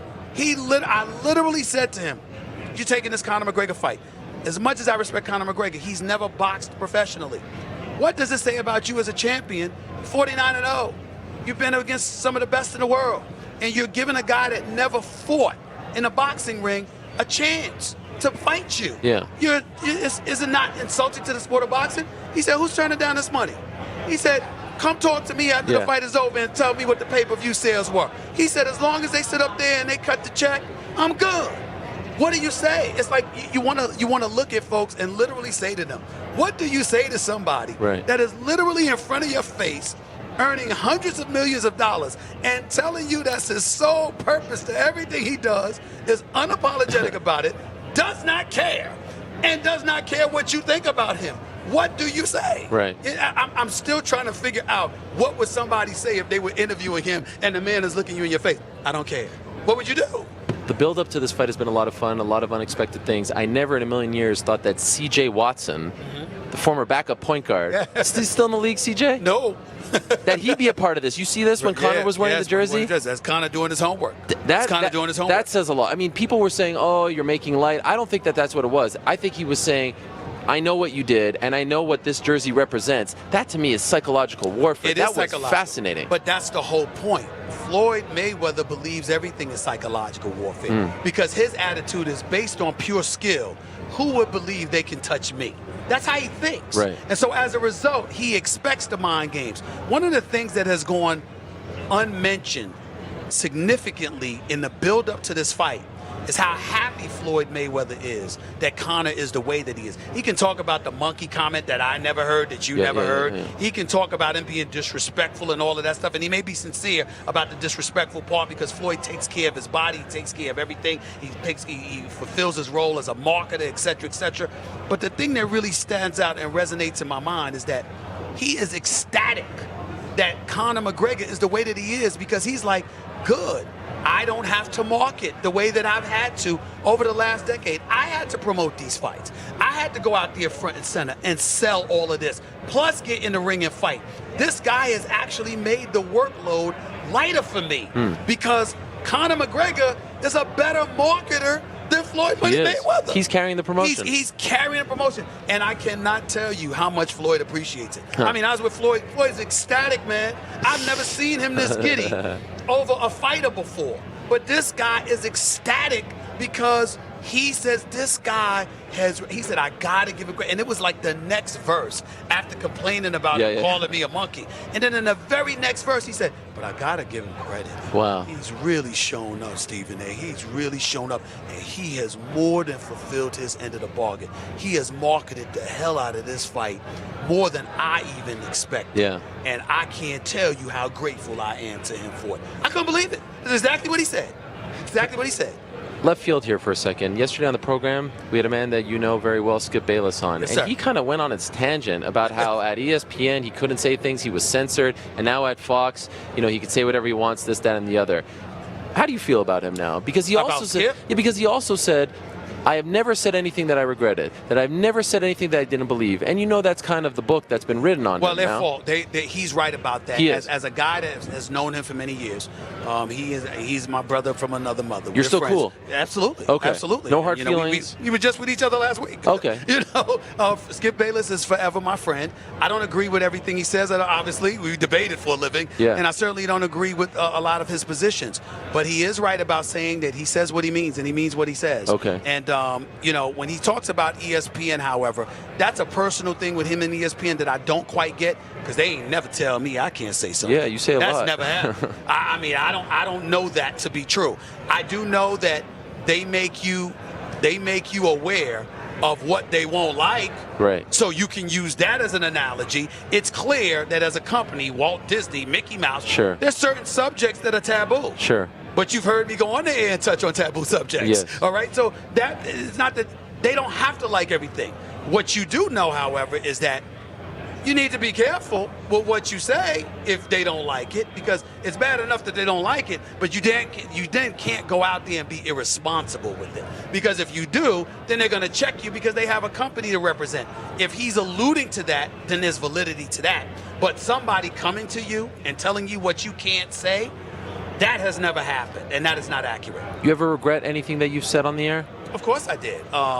You know, I remember one time. It's three times. Three times stood out of my mind. Okay. I remember with Big Dog Glenn Robinson. I came out and apologized because even though he and I never got along, I brought up his name when I was talking about expressing an incident one day, and he had retired and all of that stuff, and I just should have left it alone. And actually, years before that, I was insulting him because of how he played one night, and I had no idea that his mom had just passed. Wow. I had no clue because I would have never done that. I just lost my mother, and I would thank you. I would never ever do something like that. So I didn't know. So I had regrets there.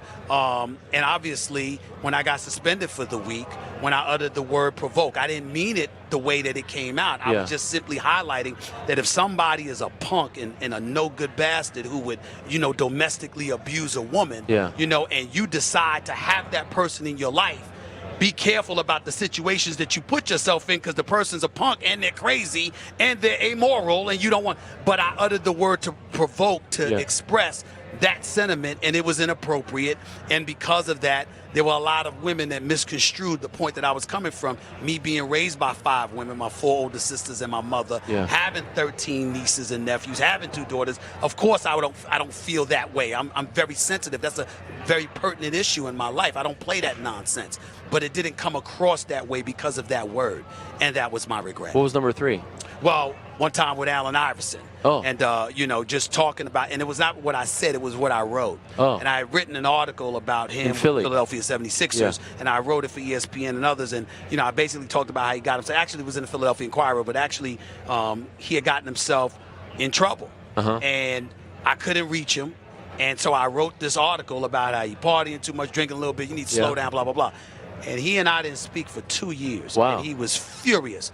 And I confronted him finally. We caught up to one another in Atlanta.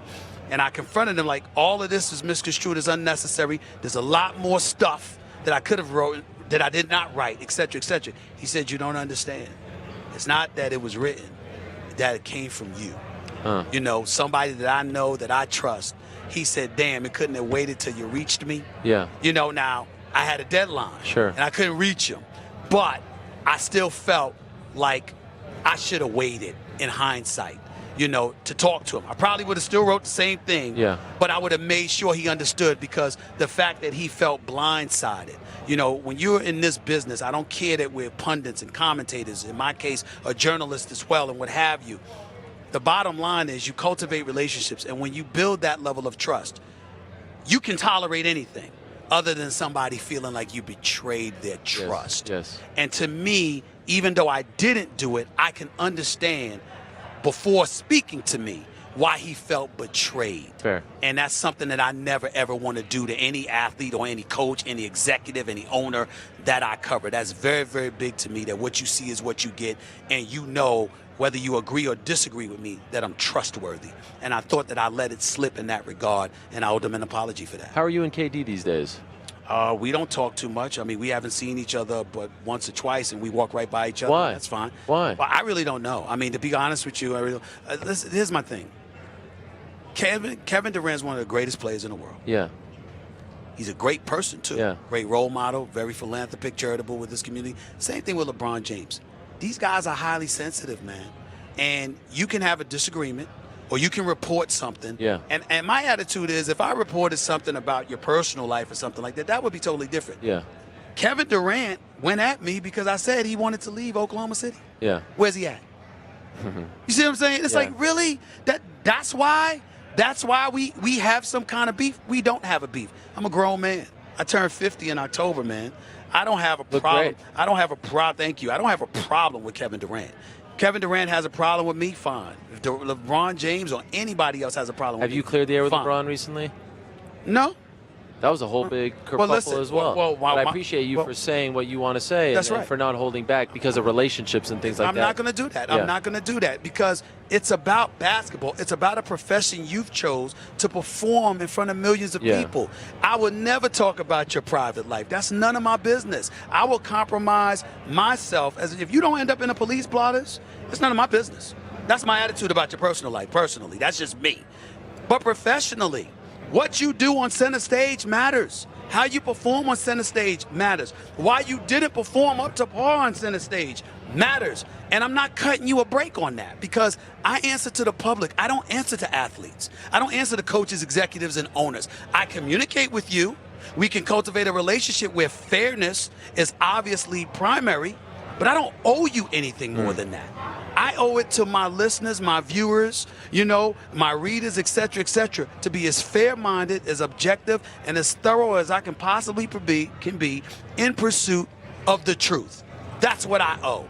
That's where my journalistic background, now spanning 25 years, coming from. And last time I checked, these brothers don't pay my bills. Yeah. We don't exchange Christmas gifts. We don't have Thanksgiving dinner together. I am not trying to be your enemy at all. But I do not want your friendship at the expense of my professional integrity. I will not compromise it at any turn. And if they don't want to talk to me because of that, I got news for you, bro. I don't know if anybody's noticed, but I don't have to talk to them to talk about them. I don't have to talk to them to write about them, to talk about them on television, I am going to do my job. I would be remiss if I don't bring this up before I let you go, and I really appreciate the time. This is a huge honor for us. You may not know this about me, but I live and breathe the Knicks. I'm an obsessed Knicks fan. Well, just you and I are brothers from other mothers, man, and we in the same boat. Everything that you said about Phil Jackson, I had Isiah sitting here just an hour ago, and I said that It was a disaster. He was a disaster. Worse than he was. Worse than Isiah was. Yes. I mean, it's been a tough 2 decades. Yeah. I was embarrassed to be a Knicks fan this year. I have a 5-year-old son. He wears a Knicks hat. I told him, I don't want you wearing this because of what they did to Charles Oakley. Yeah. Because of how they treated Carmelo. Because of what he said about Kristaps Porzingis. Yeah. This is the darkest period, and we've had dark periods. And now the clouds are going away. Am I crazy for thinking we have a shot in the playoffs? Am I delusional? You are crazy. Okay, all right. You are crazy. You are delusional. You don't have a shot. The New York Knicks. The storm is gone. Scott Perry. I will say this. All right. Scott Perry is a good basketball mind that has been anxious to be in this position to prove himself. Yeah. Anxious to see what he does. Yeah. Steve Mills is somebody that is capable of getting it done. I wish him well. I think is he? Some things. I think he's capable. I don't believe. Here's the problem. Here's why you don't believe. Yeah. Because New York has convinced us you have to be a name to have cachet to matter. Yeah. Here's what Steve Mills needs to do. Okay. I mean, no disrespect to Jeff Hornacek because he's a good man, and I'm not saying he can't coach. He's got to go. He's not right for the New York market. I agree. He needs to go. He's too nice. And you need to bring in who? Mark Jackson. Really? As the new head coach for the New York Knicks. Here's why. You're not saying that because you're colleagues. That's right. I'm not saying that because we're colleagues. I never thought he should have got fired from Golden State. Really? He wasn't my colleague at that time. That's true. He never should have gotten fired from Golden State. But Joe Lacob, who I know and I'm very fond of, there was a personal relationship there that just wasn't working, and he had the right as an owner to move in a different direction. Here's why I think Mark Jackson would be perfect for the New York Knicks. It's not just because I think he can coach and knows basketball. He's the guy that would get the city to give the franchise the benefit of the doubt. So in other words, if you win 30 games or 35 games, we're moving in a forward direction. We've done this, we've done this, we've done that. You're going to ride with Mark Jackson because you believe he wants to win, you believe he's committed to winning, and you know he's not about nonsense. The problem is we don't know that about James Dolan or anybody that James Dolan handpicks. Yes. So because of that, we're shady and suspect about everybody. Everybody. And that's like the Porzingis pick, right? Absolutely. You said it, hoodwinked. You said we were hoodwinked. But here's the deal. The Porzingis pick, which I turned out to be wrong about, but I don't think I was wrong, and let me tell you why. Why? Because I never saw Porzingis. Yes, no. So my argument wasn't that he couldn't play. Yes. My argument was that Phil immediately came out and said, we think in 4 to 5 years this guy's going to be special. And my argument was, who the hell said you had 4 to 5 years? You Phil Jackson, 11-time champion. We don't want to hear no 4 or 5 years. We could have got anybody to do that. Yeah. We got you because you're the 11-time champion that can go into a room with LeBron James and he might listen, or to a Kevin Durant and he might listen. And those dudes wouldn't even have dinner with him. Yeah. See, this is what the bad part about it was. Right. So I wasn't wrong about Porzingis because I was never talking about Porzingis. Yes. I was talking about Phil Jackson saying we're supposed to wait 4 to 5 years. And forget about That's Phil. my problem. I was on the same page as you when they picked Porzingis, and people now say to me, well, you didn't believe. You know why I didn't believe? Because they've done nothing in the last 15 years to make us think that we should believe in them. Amen. Right? Amen. They've done. Amen. They kind of stepped into that one. The part about me that makes the part about you that makes me upset as a Knicks fan is that you sound entirely too nice and mellow. You got to get angry like me. You got to get angry like me. I'm Canadian. We got to work on that. You got to work on that, man. You got to express anger for the New York Knicks, man. That level of ineptitude disgusting. that lasts that damn long. I mean, who gets to keep their job as much as these people have kept their jobs with the New York Knicks? It's a disgrace. I'm deathly afraid of Ntilikina. I think this is a mistake. They should have picked Dennis Smith Jr. Oh, my God. Every time I see him dunk online or something, I'm like, please, this is going to be our living nightmare. Don't get me started. Don't get me started. Why? I see videos of Ntilikina. He's moving at like 5 miles an hour. I'm very not happy. You know what? You know how you hear that Paris is the land of romance and all that? That's how he looked. He looked like he's walking with a date on cruise control, chilling, trying to romance somebody, as opposed to play ball. I'm very disturbed. I'm really worried about that. I'm very disturbed. Will they keep Carmelo? No. They won't? They're trying to get rid of him, but they're not going to give him away for nothing. Yeah. And not only that, he has a no-trade clause, so he gets to dictate where he's willing to go for now. Phil coming out and devaluing his trade, Exactly. I mean, was just mind-blowing. Exactly. You think he's going to go to Houston? No, because all they have to offer is Ryan Anderson. Who's he going to go to? Got to get a third team to make Houston work. I don't know if they're going to be able to pull it off. And Kyrie going to Boston was a big death blow, because you could have tried to get Cleveland involved, get involved in it some way and made that happen, and that's not what transpired. Last thing in a word, Mayweather, McGregor, who wins? Mayweather. Easy? TKO 6. Whoa, TKO wow, 6. a finish. I think Mayweather, I think McGregor's going to come at him because he has no choice. I think that's going to make him target practice. Yeah. And I think his only hope is to catch him with a blow. That's his only shot. Catch him with a knockout blow. He's not going to beat up Mayweather. He doesn't have that skill. Mayweather's going to pick him apart. Keep doing your thing, my man. Thank you so much. This was a huge honor for me. And keep Max in line, all right? Oh, that's easy. He gets a little crazy, that guy. You see Stephen A. what's up with Smith. this. All right, guys. My man, thank you so much. And keep fighting for Knicks fans, all right? Keep telling the truth. There he goes, Stephen A. Smith. How about that? Of ESPN, First Take, Stephen A. Smith Show. Holy smokes. Wow. This is fun. Hell yeah. Hell yeah. Let's keep this train moving along. Rob telling me that we got Rashad Evans. Where's Rashad Evans? Where's Rashad Evans at? He's coming? Whoa, Sugar Rashad. This is something. This is something. I don't know how I'm ever going to go back to doing a regular show. How am I ever going to go back doing a regular show, sitting here, and it's just a parade of personalities? It is a who's who. This is amazing. Eventually, we're going to have to wrap up, because eventually we have to make our way to the T-Mobile Arena. Eventually we're going to have to say goodbye to all of you, because, of course, the weigh-ins are coming up in a little over 2 hours' time. Conor McGregor, a lot of rumors, a lot of innuendo that he will not be making weight. Don't believe the hype. Who have we talked to today? Floyd Sr., Randy Couture, Teddy Atlas, Josh Thomson, Tyron Woodley, Isiah Thomas, Heather Hardy, Brian Kenny, Amir Khan, Stephen A. Smith. How many guests is that? 1, 2, 3, 4, 5, 6, 7, 8, 9, 10? And we got more. Sugar Rashad, who's coming off that loss to Sam Alvey. I've been wanting to talk to him for quite some time. Well, actually just 2 weeks, because the fight was 2 weeks ago, but you get my point. What's next for him? Stephen A. holds court. Stephen A. is doing a whole bunch of interviews now. The man can speak. Wow. You know what I want to know? I want to know from all of you watching at home, watching us on Twitter, MMAfighting.twitter.com. I want to know, where are you watching the fight tomorrow? I'm assuming if you're watching this, you're watching the fight tomorrow, right? Let me know. Use the hashtag #TheMMA Hour, and as we wrap this up, I'll try to read some of these. Okay. So maybe Rashad is up in the air. Is that what you're saying? The Lord giveth, the Lord taketh. Here's the thing.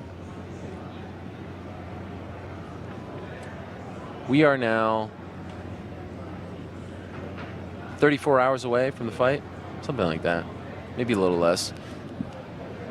One of the fun things about being a fight fan, one of the fun things about a fight of this magnitude, one of the fun things about being a sports fan and big events, watching it with friends. So I want to know, where are you going to watch this? How are you going to watch it? Do you want to watch it alone? Do you want to watch it with friends? Do you want to go to a bar? Are you going to do the closed circuit thing? What are you doing? So hit us up using the hashtag #TheMMA Hour, MMAfighting.com. In my opinion, can I just go Barry Horowitz on us here? Can I just do the self pat just between us friends? I feel like the coverage MMAfighting.com has had, even if the fight happens in a minute, even if it stops right now, if our stream dies, I feel like we have annihilated the competition. I feel, and this is not my style, but allow me to get a little nostalgic on all of you here. Allow me to, just kind of wax poetic a bit. It's not going to be Chris Eubank-esque, but it'll be my own version. Every outlet under the sun is here. And I think what we have pulled off in the last 3 days, multiple months leading up to this fight,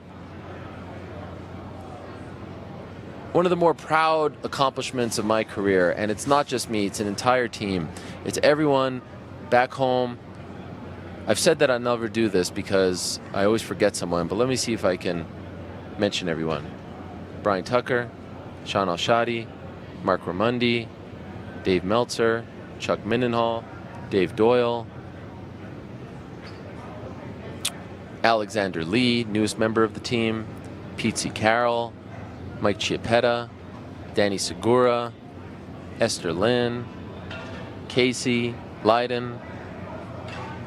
See, now I'm starting to wonder if I forgot anyone. That's the problem with naming everyone. You start to forget. Everyone at SB Nation, everyone at Vox, everyone who's given us this opportunity to do this, the crew here, of course, Rob, Paige, Adam, Scott. This has been a lot of fun. I might get emotional, but I won't. Did I forget anyone on the team? Now I'm all worried that I forgot someone. It's very... Yes, I said Mark Ramundi. I would never forget Mark Ramundi. Are you killing me? Are you kidding me, I should say. Jeff Wagenheim, who's kind of a, honorary member. Okay, here are some of the responses. I asked you guys just moments ago. Okay, I asked you guys moments ago, how are you going to be watching the fight? Anyway, the team, it's the best in the business. I think our coverage has been the best. Have you read Sean's story on Owen Roddy? If you haven't, please do so. It was incredible. P.T. Carroll, his stories leading up from the Irish perspective. Everyone has been doing phenomenal work leading up to this fight. Guilherme, the Brazilian beast. Oh my gosh. I told you I was going to forget someone. I blame all of you. My man, Guilherme, the love of my life. How did I forget you? I'm happy you reminded me. I would have killed myself. See, I never like saying the entire team because the team is so big and I always forget someone. Guilherme, I love you. Dave Doyle, of course. I think I mentioned Dave, but I'll say him again. Anyway, the coverage has been phenomenal. Everyone has weighed in. Everyone has chimed in. Everyone has contributed. It has been truly a team effort, and I've enjoyed at least my part and being a part of in what I believe is the best team in the business, not just in MMA, but in journalism, period, the best team in the business. So I've been asking you guys, how are you going to be watching? Here is, here's some of the, some of the responses on Twitter. Here's some of the ones that I got. Someone telling me MMA and beer. This is the first combat sports event my family has expressed genuine interest in watching, so they're coming over. Michael Hutchinson says, I'll be watching the fight with all my friends who are boxing fans. Yes, I'll be watching it alone in my room. Luke Thomas. I forgot Luke. Luke Thomas, of course. You know by now, I mean everyone. If I forgot someone, please don't hate me. I mean well. My mind is racing. I'll be watching it with my flat and my lady friend, Meow. Who else? Can't decide, girlfriend or mates. That is a tough one. Do you go with the mates or do you go with the girlfriend? Why not bring the girlfriend to the mates? On my sofa on Sky in the UK and London. Gonna watch on AFN at the local enlisted club.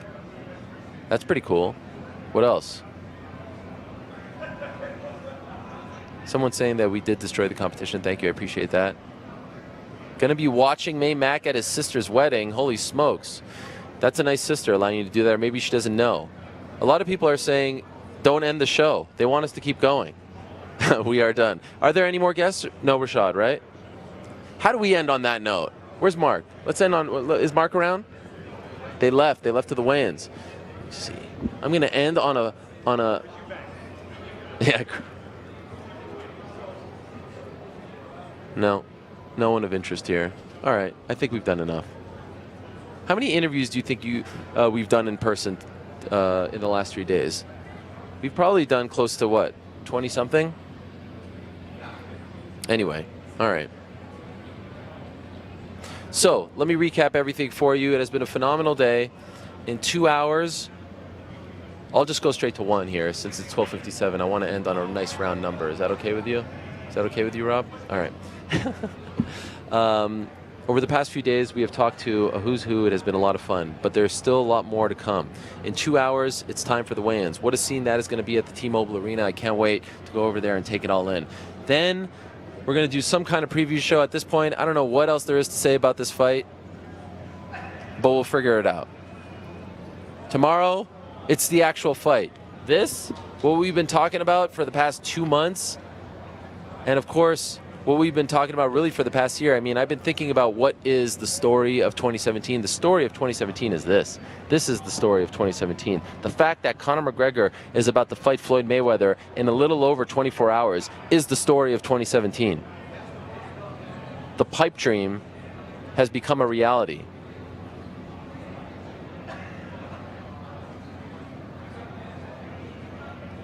It's unbelievable. You can hear my music as we wrap this up. This is actually happening. It still kind of feels surreal to me that this is actually happening.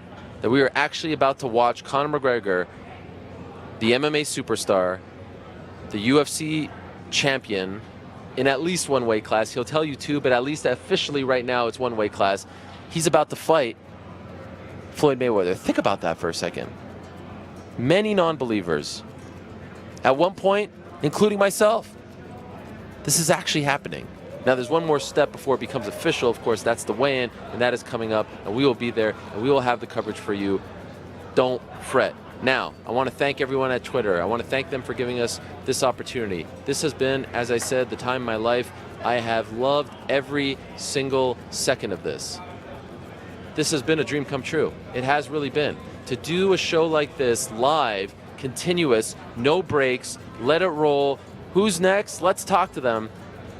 This is a dream. Interviews, curveballs, unexpected guests. This has been a dream for me, and I hope that you have enjoyed the coverage leading up to this point as much as I have enjoyed covering the event for all of you. It has been the time of my life. I have loved it. I'm going to be sad when this fight is over because we don't get this kind of hoopla in mixed martial arts. This is like a drug. I feel like I'm high right now. I don't partake in such affairs, but I would suspect that this is what it feels like.